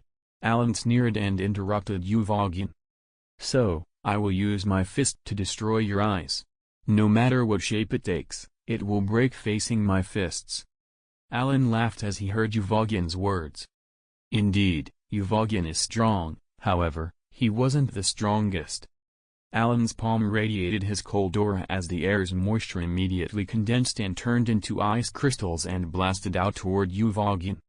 Uvogin readied his fists, and both hands punched toward the crystals. Shortly after, a strong wind erupted out of his fists and directly smashed hundreds of crystals. As I said, I will crush your eyes, Uvogin said with triumph. In the next second, his pupil contracted as a thick icicle fell at him from the sky. Under Allan's controls, the icicle fell on Uvogin's head, causing a massive explosion. After the dust and the small ice crystals dispersed, revealing Uvogin whose blood fell on the ground. Even though his body was as hard as steel, the last blow from Allan penetrated his defenses and injured him. At this moment, Uvogin was standing motionless with a gloomy face. It was like a behemoth about to lose control. This isn't good. Allan felt Uvogin's anger, and instantly looked at Gon and said urgently, Gon, you should go. First, there is an exam going. Gon hesitated. Killua felt that this fight was about to get dangerous even for bystanders, so he directly pulled Gon and said, Let's go, gone. That guy named Allan is pretty good, so he should be able to deal with the big guy, so let's keep up with the examiner. Well, Allan, be careful. Although Gon wanted to stay, he knew that this was a one-on-one match between Allan and Uvogin, so he had no way of helping here. Illumi saw Killua and Gon leave, so he quietly followed. Well, I will leave as well. Hisoka, who was a good friend with Illumi, naturally followed him. Kurapika, Leorio, and Hanzo also took their leave when they saw the others leave. After all, their purpose was to take the hunter exam, not watch this fight. If the examiner gets too far away, they will risk elimination. But the main reason for their leave was the aura Uvogin was radiating. They felt threatened, just staying there. If they stay here, they will also get dragged into this fight. And they knew very well that this wasn't someone they could hope to fight. Chief, Pakunoda, you go ahead first as well, Uvogin said while controlling his anger with incredible difficulty. Kurlo didn't say a thing. He just looked at Allan deeply, then took a step forward, and Pakunoda followed after him. Seeing that everyone had left, Uvogin looked at Allan with a grim expression and said, "Okay, let's see how you're going to die. Will you be squashed like an ant, or will you be blown away without leaving a body behind?" Allan coldly said, "Idiot." As a wise man, he didn't want to fight Uvogin right now, and it's meaningless to fight him now as well. Uvogin wasn't someone the current him could kill. So he knew his limit. Besides, Allan angered him too much when he drew the first blood. Therefore, Uvogin won't give up with just beating him up now. "I will kill you." Uvogin violently shouted as he punched at Allan, who was already highly alert. An ice wall rose and blocked Uvogin, but it couldn't resist even a second before it shattered. Allan instantly flashed forward and slashed with his icicle at Uvogin. Uvogin reacted quickly and sent a fist toward the icicle, shattering it, while Allan already expected this, using observation haki and sent a kick at the unguarded chest of Uvogin. Uvogin moved back a few steps. "Come again." Uvogin rubbed his chest, which was aching, and shouted. A crimson red aura enveloped him as he was ready to unleash everything he had. "Idiot, I'm already one step ahead." Allan didn't want to fight anymore, so he directly used Moonwalk, stepped over Uvogin's head, and went toward the forest. With his current speed, it won't be hard to catch the other candidates. Uvogin gritted his teeth in anger, and although he was stronger than Allan, he couldn't do anything to the latter when he was flying. Allan was escaping, and he could do nothing about it. He could only watch Allan bitterly as he left and give up. Allan walked in the air and quickly distanced himself from Uvogin. He quickly caught up with Gon and his group. Gon and Killua were in the front, while Illumi and Hisoka were silently following them 6 or 7 meters behind. Behind them were Hanzo, Kurapika, and Leorio. Kurlo and Pakunoda were at the end, and since Satots and the other examiner were the first to move, they were some distance ahead of the rest. Allan didn't go down to meet Gon, but instead, he overtook him and directly went towards Satots' group. Even though he was moving high up in the air, the mist still followed. This fist was the most dangerous part of the forest, because it's full of traps. All the creatures of this forest use this mist to ambush people. Once you step in, you will be attacked.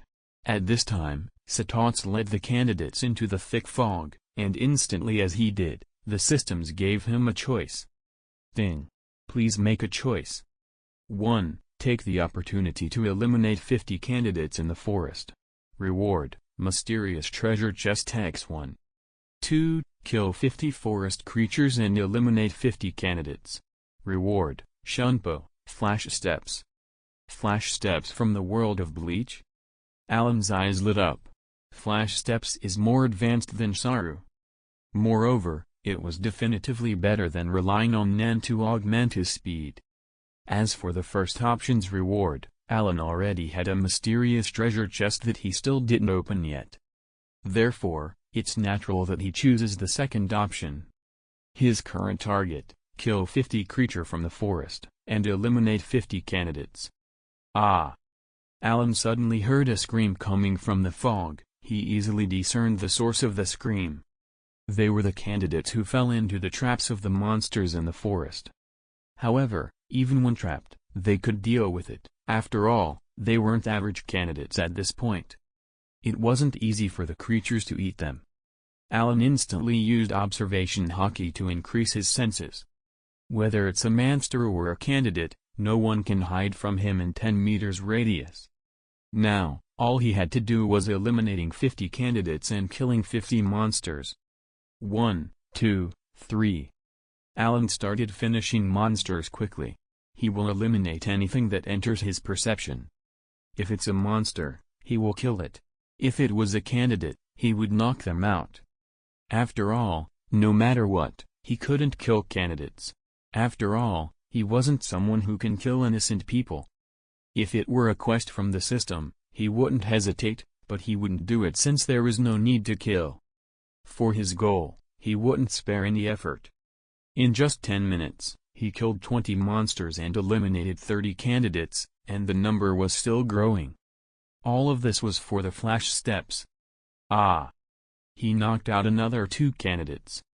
Suddenly, Allan felt the ground under him tremble, and in the next moment, a huge mouth emerged from the ground, trying to swallow him. It was the frog in waiting.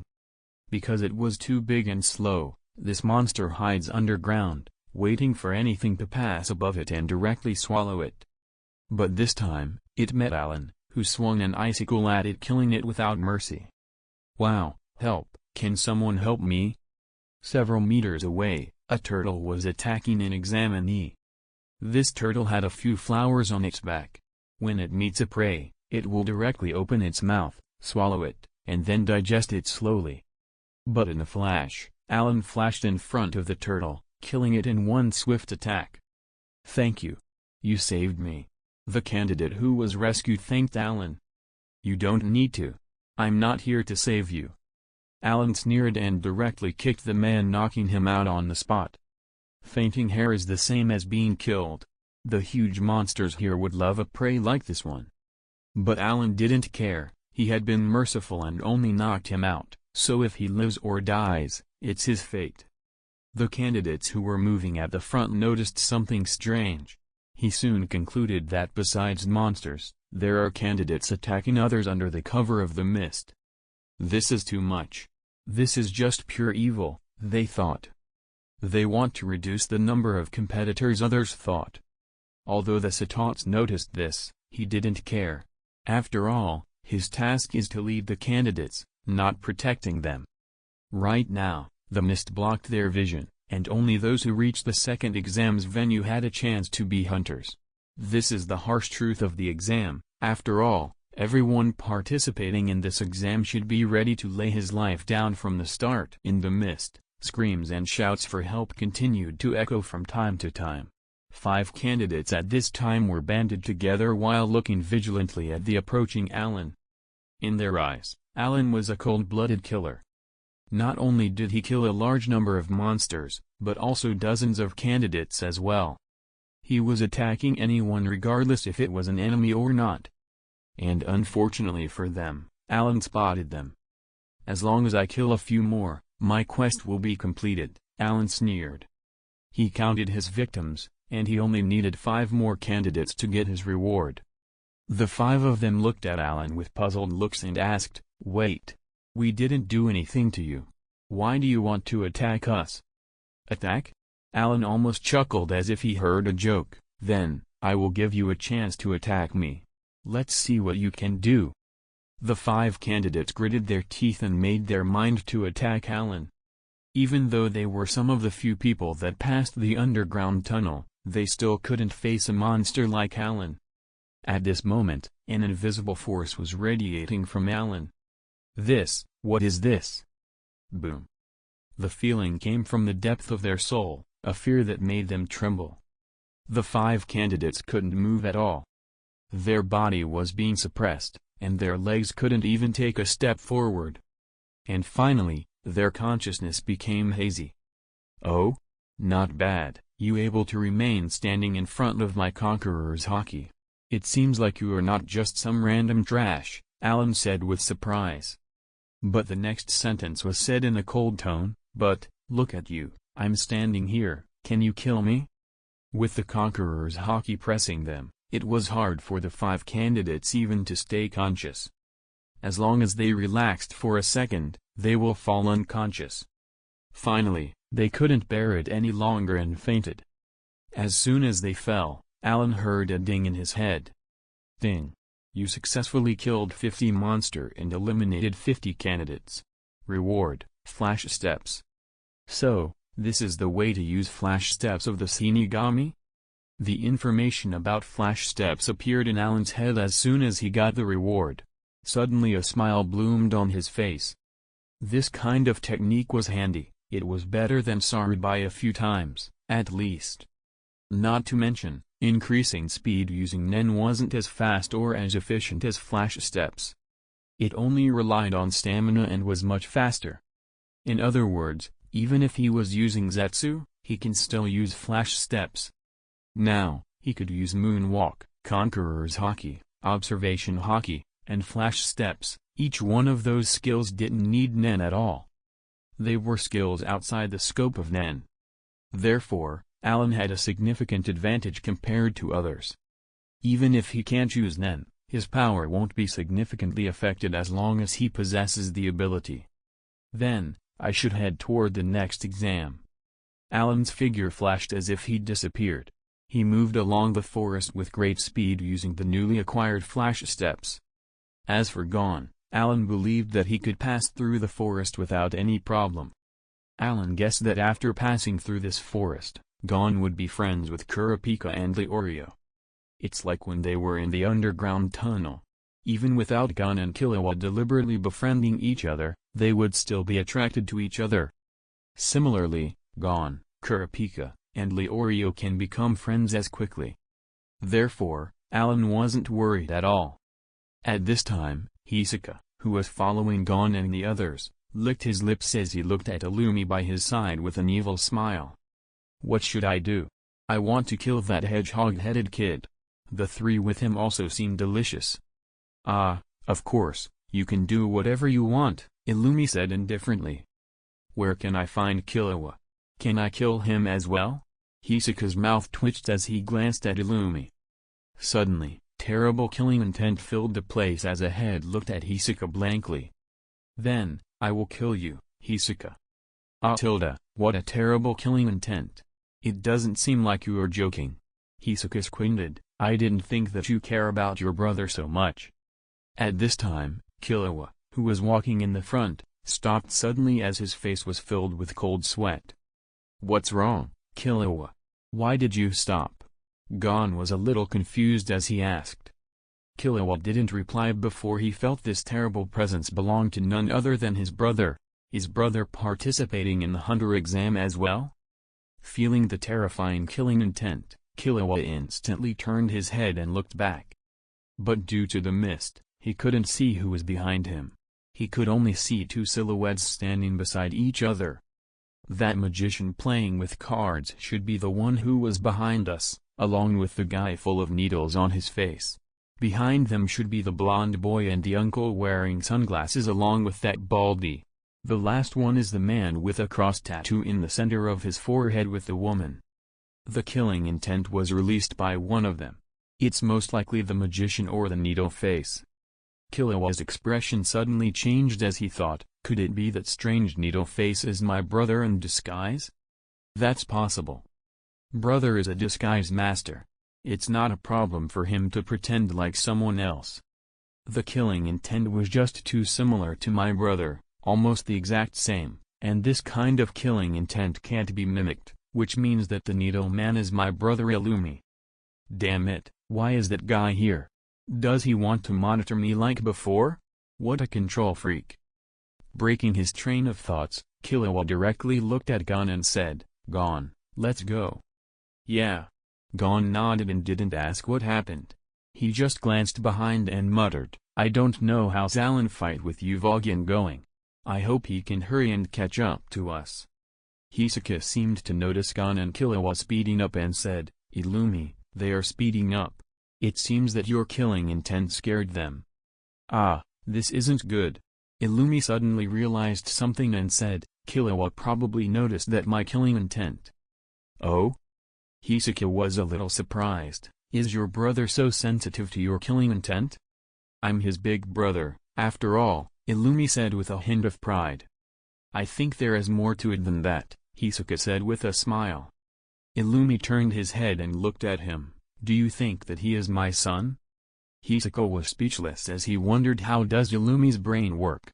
He just changed the topic. So, your brother Killua now knows that you're following him? Yeah. Illumi nodded. It's very likely that he already guessed that I'm here. Indeed. No matter how your appearance change, your presence can't be disguised. I didn't think someone of your caliber would make such a newbie's mistake. I think you should hide your killing intent. Illumi looked at Hisoka blankly and said, It's your fault for irritating me. Don't say that. I just wanted to see how much you care about your brother, but in the end, and unfortunately, you're a total broken. Brother control? Illumi looked at Hisoka with a dull expression and asked, What does that mean? It means that you're the kind of person that loves his brother too much and wants to control everything in his life. Illumi, you're not any better yourself. Hisoka. Okay, I have to follow Killua. Let's get going. Hisoka sighed as he saw Illumi disappear as he muttered, that is really too much. He values his brother too much and is so cold to his friends. He clearly said that we could play together, but then he went off alone. Kurapika, Leorio, and Hanzo were walking in fear inside the mist. Although their vision was blocked, there is a lingering smell of blood in the air. Massive corpses of monsters appeared from time to time, and along them were corpses belonging to other candidates. Many people died. Kurapika frowned. The cruelty of the hunter exam was beyond his expectation. The forest is only the way toward the second exam, and it was so dangerous. However, thanks to the team ahead, we didn't encounter any danger, Hanzo laughed. He is a professional ninja, so even the cruel scenes he saw didn't bother him much. Ah, what can be this hard? Leorio suddenly hit something. Looking up, all three of them saw an ice sculpture. This is... Kurapika frowned. That guy named Allan did this. He seems to have an ability to freeze people. Hanzo guessed. Leorio was surprised hearing this and exclaimed, What? He was fighting that big guy at the tunnel's exit. How did he get here? The battle here probably ended for a while now, which means he is ahead of us already. Hanzo analyzed. No, I didn't see him at all. Does he know how to fly? Leorio couldn't believe such a thing. Kurapika said in a low tone, Let's go. We need to be careful. Maybe he is waiting in front of us, so the three of us must work together. We can't die here. We can die? Leorio almost shouted from fear. Get out of here if you're afraid, Leorio. Kurapika glanced at him and shook his head. Leorio felt that Kurapika was mocking him, so he instantly walked forward and puffed his chest out. Who said I'm scared? If that guy dares to attack me, I will beat him to a pulp. After trying to sound cool, Leorio took a dagger out of his pocket. Seeing this, Kurapika almost hit Leorio. Give up on that, Leorio. Even adding Hanzo and me, we three can't even be his opponents. Not just Allan, in this exam, at least 4 candidates are way above our level. If these few want to attack the other candidates, we will be killed by them without any way to defend against them. This is what the hunter exam is like. Only the strong can pass. What we have to do is try to avoid them as much as possible.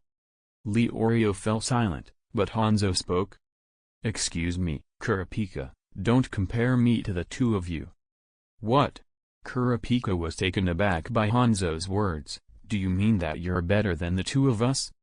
Of course. Hanzo nodded. I'm a ninja, don't underestimate me. I'm not at the same level as you two. Hearing Hanzo's words, Kurapika and Leorio weren't happy. Keep bragging, you baldy. Leorio mocked. I'm not bald. It's a skinhead. Hanzo corrected as he was concerned about this. Kurapika sized Hanzo up and down then said, Don't think that you're the only one who received professional training. I'm trained as well, and from what I can see, you're not that scary. Therefore, you're not much stronger than me. Maybe you're slightly stronger, but you certainly can't compare to the others. In my opinion, there are at least 5 people stronger than you in this exam. Oh? Tell me then, who are they? Hanzo looked at Kurapika with interest because he already knew them himself. Leorio looked at Kurapika curiously and wanted to know who can make Kurapika this afraid. After thinking for a bit, Kurapika said, "First of all, there is Allan and Uvogin. You already saw their power when they fought. The guy named Allan is beyond common sense since he can use ice to attack and freeze others. As for the big guy, Uvogin, he feels like a beast instead of a human, and his body seems stronger than iron. His most terrifying aspect is his explosive power, which most likely surpass the limits of humans." Hanzo put a hand on his chin and said, You're right. Ordinary humans can't go beyond common sense. I think they can use Nen. Nen? Kurapika looked at Hanzo, puzzled as he didn't recognize the word.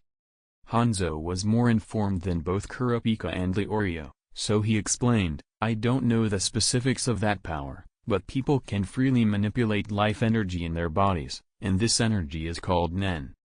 Anyone can use it? I can learn it as well then." Kurapika thought for a while and made up his mind to learn Nen after the exam. Of course, Leorio was thinking of learning Nen after hearing this. Hanzo coughed and said, "It seems that I have told you something you didn't know about. Shouldn't you thank me?" Kurapika looked at him and said, "I'm not sure about this Nen thing, but thanks anyway. But let's go back to the previous topic. It doesn't matter whether Allan and Uvogin are Nen users. They are better than you." Hanzo shrugged and said, "Well, that's obvious seeing the way they fought. What about the remaining 3? The guy with the playing cards called Hisoka, the guy that has needles all over his face, and the guy that has a cross tattoo on his forehead. These 3 are very strong and dangerous." Hanzo nodded and glanced at Kurapika in admiration and said, "Your instincts are spot on. Those 3 are indeed quite strong. I can't feel their presence, which shows how strong they are." Leorio stopped their talk and said, Okay, stop with the mystery. They are powerful, so what do we do now? Indeed, our only chance is for us to fight together when someone like that decides to attack." Kurapika frowned.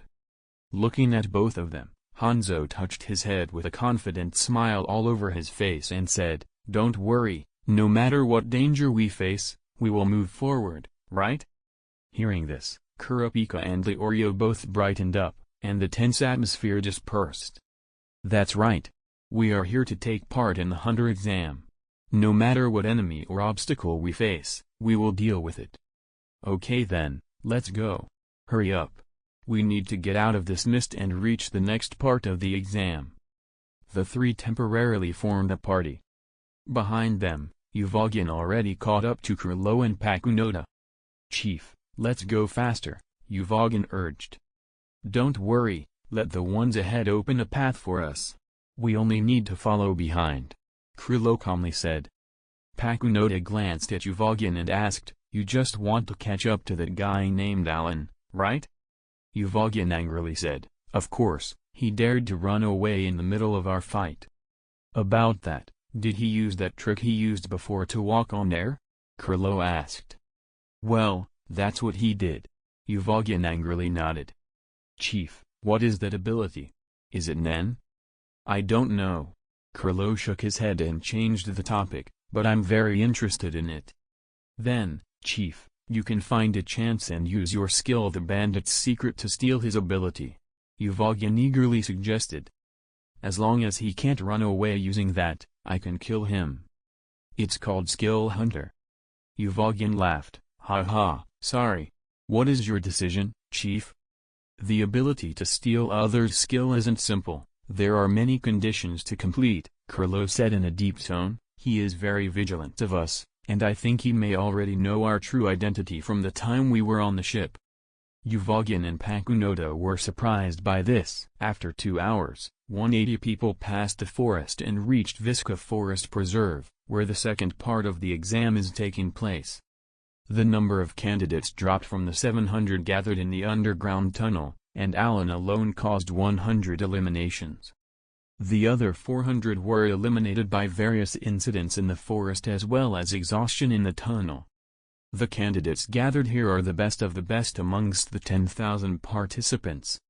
Amongst the current candidates were Allan, Gon, Killua, Kurapika, Leorio, Hanzo, Hisoka, Illumi, Krillou, Uvogin, Pakunoda, and even Pakal and Ponzu were here.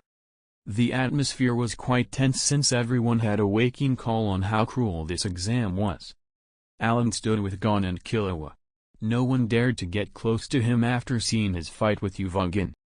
He wore a nonchalant expression on his face while Gon was pondering something and asked, "Allan, I have a question. You stayed behind to fight Uvogin, but how did you get here faster than us?"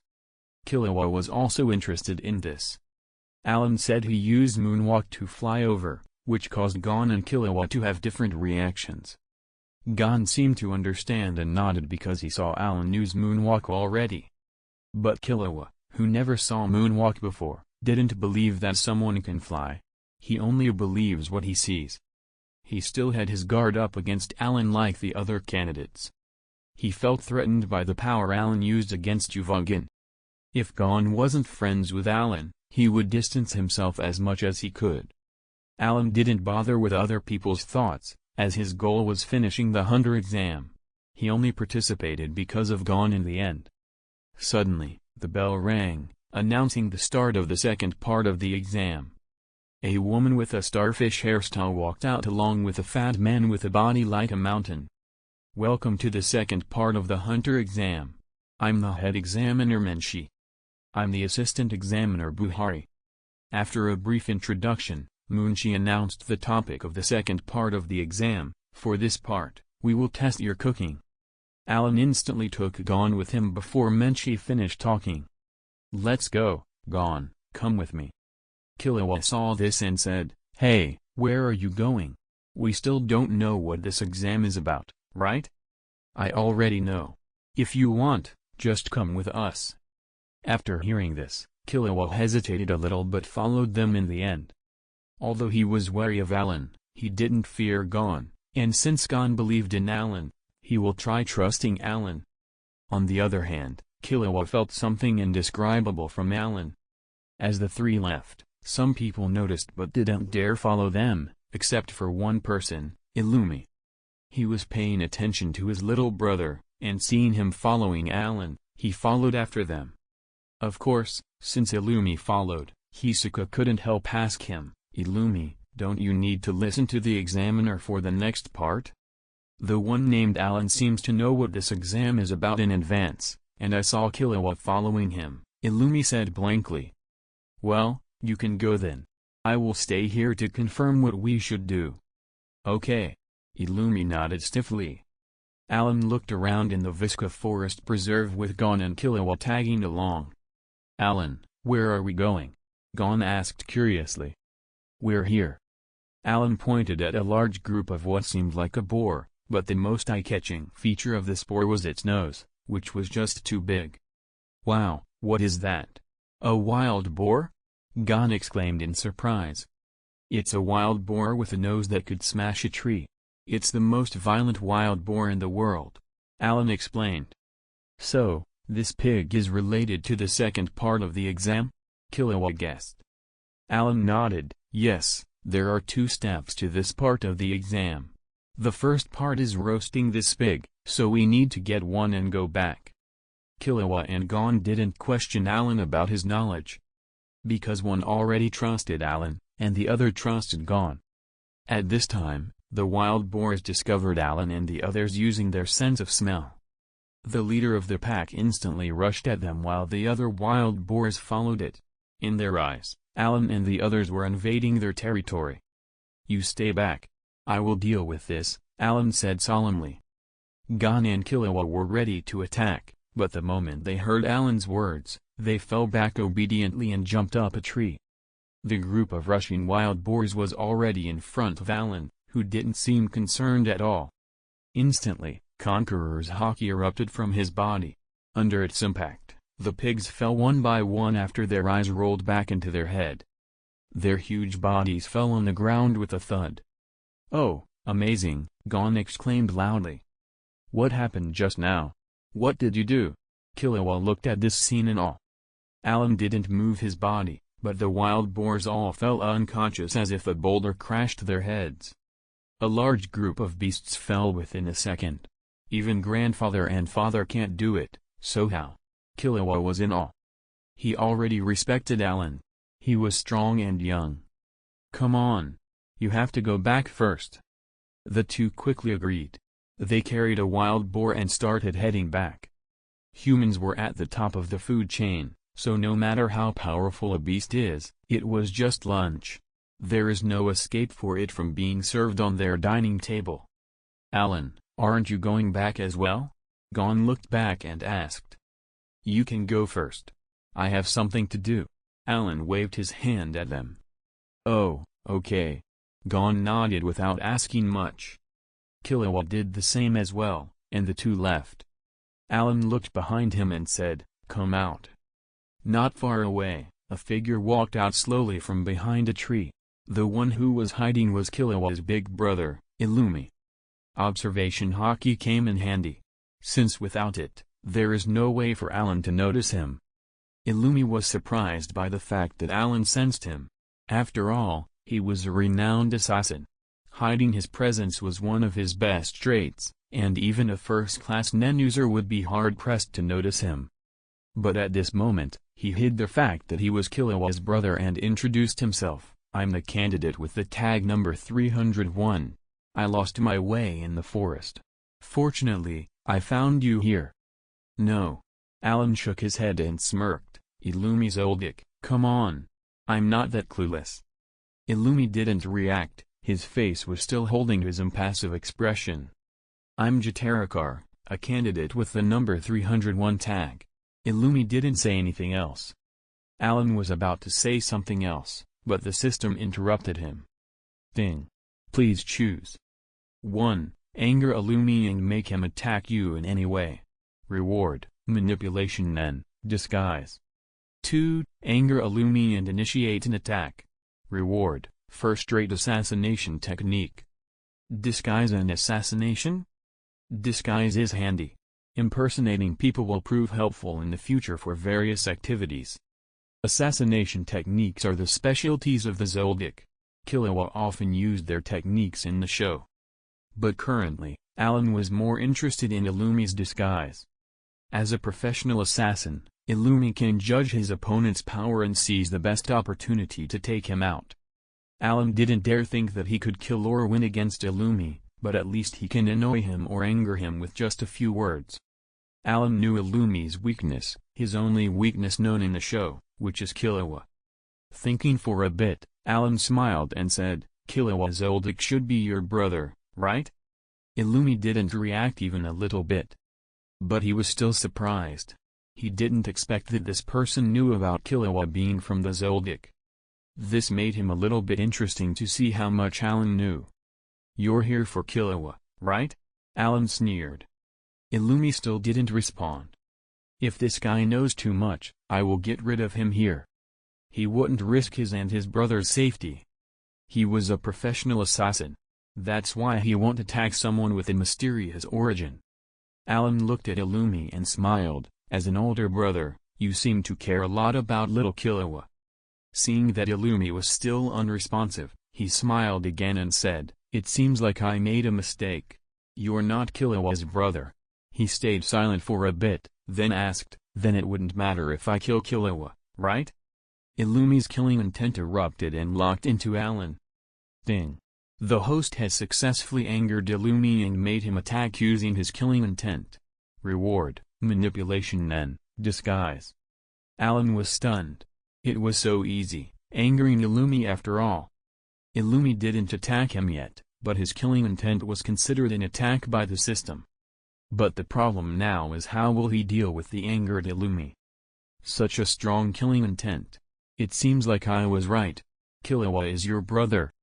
Illumi looked blankly at Allan said with a cold tone, "If you dare touch Killua, I will kill you."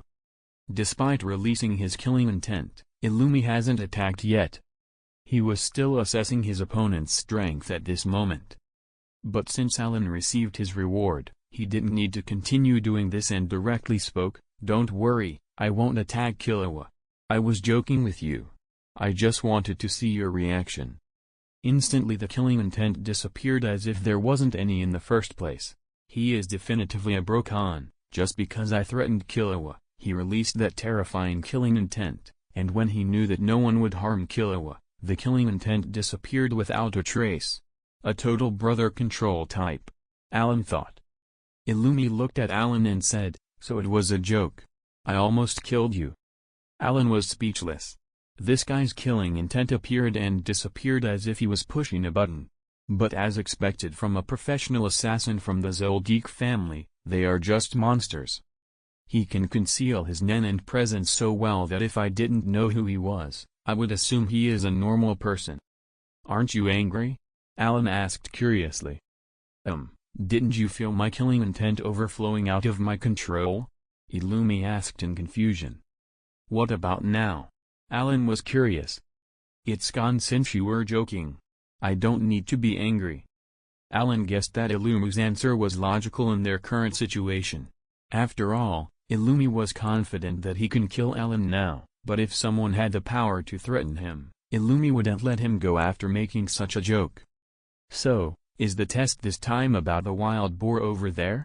Illumi asked as he pointed at the unconscious wild boars. Allan nodded. "Well, it's to roast the whole boar." "Is it okay if I take two?" Illumi asked. "Do whatever you want. I don't need that many anyway." After saying this, Allan walked toward the wild boar and picked it up to return to the venue. Illumi did the same, but he picked two wild boars.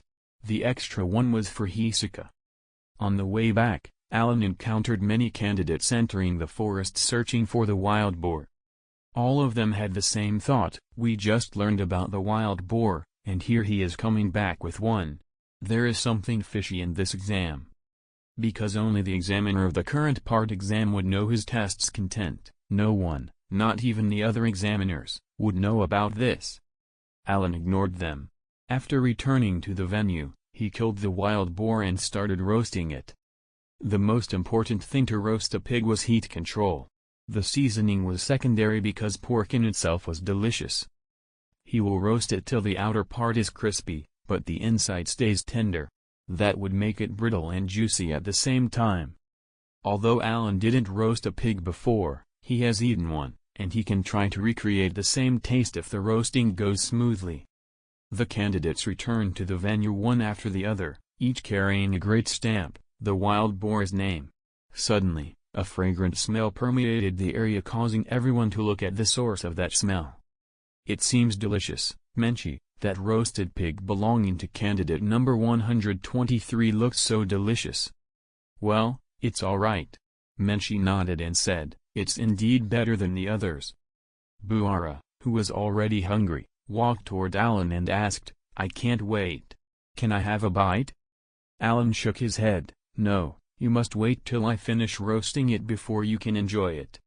Allan did want to get it over with at first, but the system gave him a choice with an enticing reward.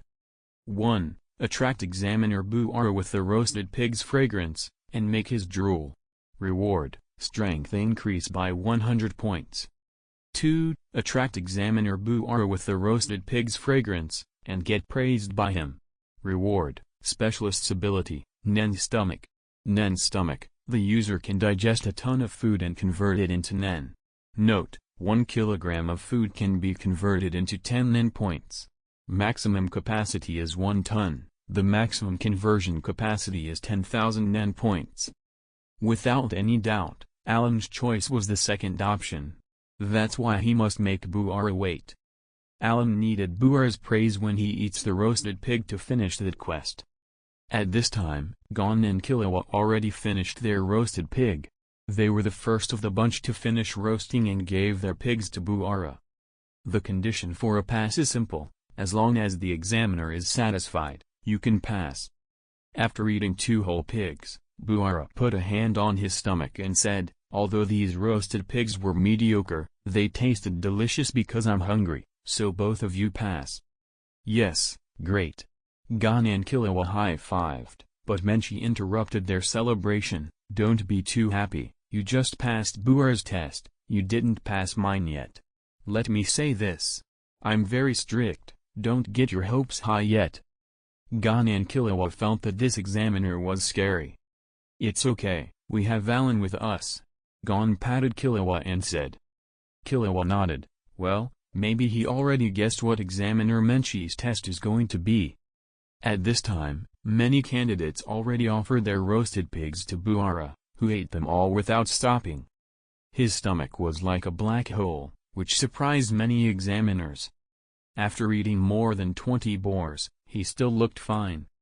What's wrong with that guy's stomach? What is it made of? Leorio brought his pig up, and Buara ate it in less than 30 seconds. Kurapika felt the same way. After this, all of Hisoka, Illumi, Krillou, Uvagen, and Pakunoda passed Buara's test one after the other. After eating 50 pig in a row, Buara came to Allan again and asked, well, is it done yet? I really want to taste it. Allan said lightly, almost done. Then can I try? Buara said with a gleam in his eyes. Allan nodded, well, yes, but remember to give me a good review. Of course. Buara instantly picked up Allan's wild boar and took a bite. It was tender and crispy, and the gravy was overflowing. He almost had a foodgasm. This is delicious, so delicious. It's 10 times better than everyone else's. Buara's mouth spouted praise one after the other, which made Allan's mouth raise with a smile. Now, the quest is done after such praise. Sure enough, the system's voice echoed in Allan's head. Ding. You successfully completed the quest. Reward, Specialist's ability, Nen's stomach. In an instant, all the information about Nen's stomach appeared in Allan's head, which made him smile in satisfaction. This ability was quite good. Even if he didn't need the 10,000 Nen points, he can store them in his stomach and use them when needed. It's like a Nen battery. Of course, it has a limit of 10,000, even if he wanted to store them. The second part of the exam was divided into 2 parts. The first is roasting the wild boar that Assistant Examiner Buara supervised. And 133 candidates passed this test, with a rating close to 70%. The second test belonged to Menchi, which is also the final test in the second part of the exam. The objective she gave was to make sushi. Killua, did you ever eat sushi before? Gon asked. Killua shook his head and said, no, what about you? Gon shook his head as well. Suddenly both of them turned their head and looked at Allan. Allan, did you even eat sushi before? Allan nodded. As a transmigrator, of course, he ate sushi before. Gon and Killua were overjoyed and said at the same time, wow, we're saved. Listen well. Sushi is cold cooked rice dressed with vinegar that is shaped into pieces and topped with raw or cooked fish, or formed into a roll with fish, egg, or vegetables and often wrapped in seaweed. Gon and Killua looked at each other in confusion as they weren't proficient in cooking at all. Seeing this, Allan said, if you don't understand, then follow my instruction. I will teach you how to do it. After this, Allan took Gon and Killua out of the venue. Aside from Allan, only another 2 knew what sushi is from the 133 candidates. Those 2 were quite confident and smiled after hearing the topic of this test. However, the vast majority of the candidates were confused. They never heard about sushi before. Even the well-informed Hisoka and Illumi weren't an exception. Illumi looked dully at Hisoka and asked, what is sushi? Hisoka looked the same, you're asking me, but who am I going to ask? You don't know either? Never ate it before. At this time, Illumi noticed his little brother Killua following Gon and Allan out of the venue and said, it seems that guy named Allan knows about sushi. He took Killua and that other kid named Gon with him to prepare the ingredients. Hisoka narrowed his eyes and said, in that case, let's follow them. The two directly followed behind and kept a certain distance from Allan. On the other hand, Leorio turned his eyes and looked at Kurapika in the hope that he knew what is sushi. Hey, Kurapika, do you know what is sushi? Kurapika stayed quiet while searching his memory for relevant information about sushi but found none. Hanzo's mouth formed a sly smile as he prepared to leave the venue to prepare the ingredient to make sushi secretly. Kurapika and Leorio were aware of this, and both looked at Hanzo at the same time. Hanzo, let's be honest.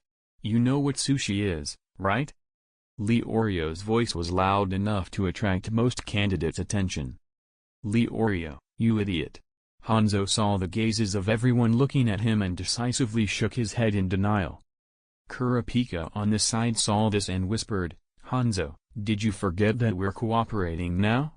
If you know about it, then please tell us. Hanzo thought for a while, then snorted, okay, I will only tell you two, come closer. As Hanzo was telling Leorio and Kurapika about sushi, Krilo, along with Pakunoda and Uvogin passed by them, moving toward the forest. Chief, do you know what is sushi? Uvogin asked carelessly. Krilo nodded, well, I ate it a few times before. Let's prepare the ingredients. The main ingredient is fish. When people saw Allan, Hanzo, and Krilo leave the venue, the candidates could only follow them. Allan led Gon and Killua to a lake a few kilometers away and said, you go into the water and catch us some seafood. Fishes, shrimps, anything like that. Gon and Killua took off their clothes and directly jumped into the water. Allan sat leisurely on the shore while tilting his legs down in the water. After a while, he felt two presences approaching from behind and said, don't hide, you two come out. With observation haki, nothing that gets close to him can hide. Hisoka and Illumi suppressed their aura and almost seemed non-existent at the moment, but observation haki can still detect them. The two of them came out from behind a tree, which didn't surprise Allan at all. Illumi was still confused, you sensed me again. Hisoka's eyes narrowed as he commented, you have a keen intuition. Allan glanced at them and said, you two here to steal the secret about sushi, right? Yeah. Illumi nodded. Hisoka was speechless by Illumi's bluntness. Allan was the same. Illumi was just too straightforward. Hisoka looked at the lake and asked, Gon and Killua are catching fishes, so fishes are one of the ingredients in making sushi, right? Hisoka is really sharp. Allan thought then said, sorry, I have no obligation to answer your question. That's true. Hisoka shrugged. Then, what about me? Illumi asked. Why do you think you're different? Allan was speechless for a bit, then replied, the same for you. Does he think since he is Killua's brother, he will get special treatment? Hisoka stayed silent for a bit before he said, let's be frank here. I hope you can tell us how to make sushi. Hisoka was clearly threatening Allan, but the latter didn't falter, why should it tell you? What benefit do I get out of this? As he said that, Allan instantly released his Conqueror's Haki. Even though the Conqueror's Haki only works on weak ordinary people and Illumi and Hisoka didn't belong to that group of people, it can work as a deterrent as well. With his Haki released, Allan's message was clear. 1. It's not easy to mess with me. 2. If you want to fight, I will accompany you at any time. 3. No one can take advantage of me. Hisoka and Illumi looked at each other as they felt the invisible pressure from Allan. They could tell that this was neither killing intent nor nen. The atmosphere tensed for a while as the three of them stared at each other. After a minute, Hisoka said, what do you want then? Illumi offered his service, I can help you kill someone for free. Hisoka squinted with a smile, me too. Hey, hold up. Are you two murderers? I don't need you to kill for me, okay? Allan was speechless. So, what do you need? Hisoka asked. Allan thought for a while before he said, I don't need anything special for now, but it doesn't mean that I will give you anything for free. As you know, there is nothing such as a free lunch in this world. I can't tell you the way to make sushi just out of the kindness of my heart. Hisoka nodded, expressing his understanding. Allan continued, I will tell you one thing for free, though. Hisaka smiled and said, I would like to hear it. Allan then seriously said, I can guarantee that this test won't be as easy as roasting a wild boar. The examiner Menchi is a one-star food hunter, and her standards are way too high. If I don't tell you how to make sushi, there is no way for you to pass.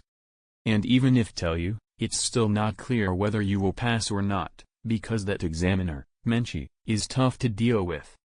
Illumi and Hisaka believed his words since they couldn't detect any lie from him. In other words, this test is too tricky that most candidates won't be able to pass. So, how about killing her? Illumi suggested. Then, the association will eliminate you. Allan shook his head, speechlessly. Illumi was an assassin through and through. The easiest way for him is to kill the examiner. As long as I do it secretly without being discovered, the association won't eliminate me, right? Illumi asked as he was confident in his assassination technique. Allan froze that instant. This guy wasn't joking, all right. But Illumi's train of thoughts was right. If he killed Menchi, then the Hunter Association would send another examiner, and the new examiner won't give the same test as Menchi. This way, they would get another chance at the exam. Hisaka also guessed this, but he didn't express his opinion yet, as he was making a plan right now. What do you think, Hisaka? Not a bad idea. Hisaka squinted. Then, who will be responsible for the assassination? Illumi asked.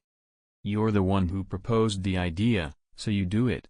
Moreover, you're better suited for assassination since you're an assassin yourself. Hisaka replied logically. Illumi shook his head. No, I think you should do it, Hisaka. Why? Hisaka asked in confusion. It's because I'm a professional assassin, and according to the rules of the industry, I can only assassinate others if I receive money as a reward. While you, Hisaka, can ignore the rules and kill anyone as you like. Furthermore, you already killed an examiner before, so you're more experienced in this aspect.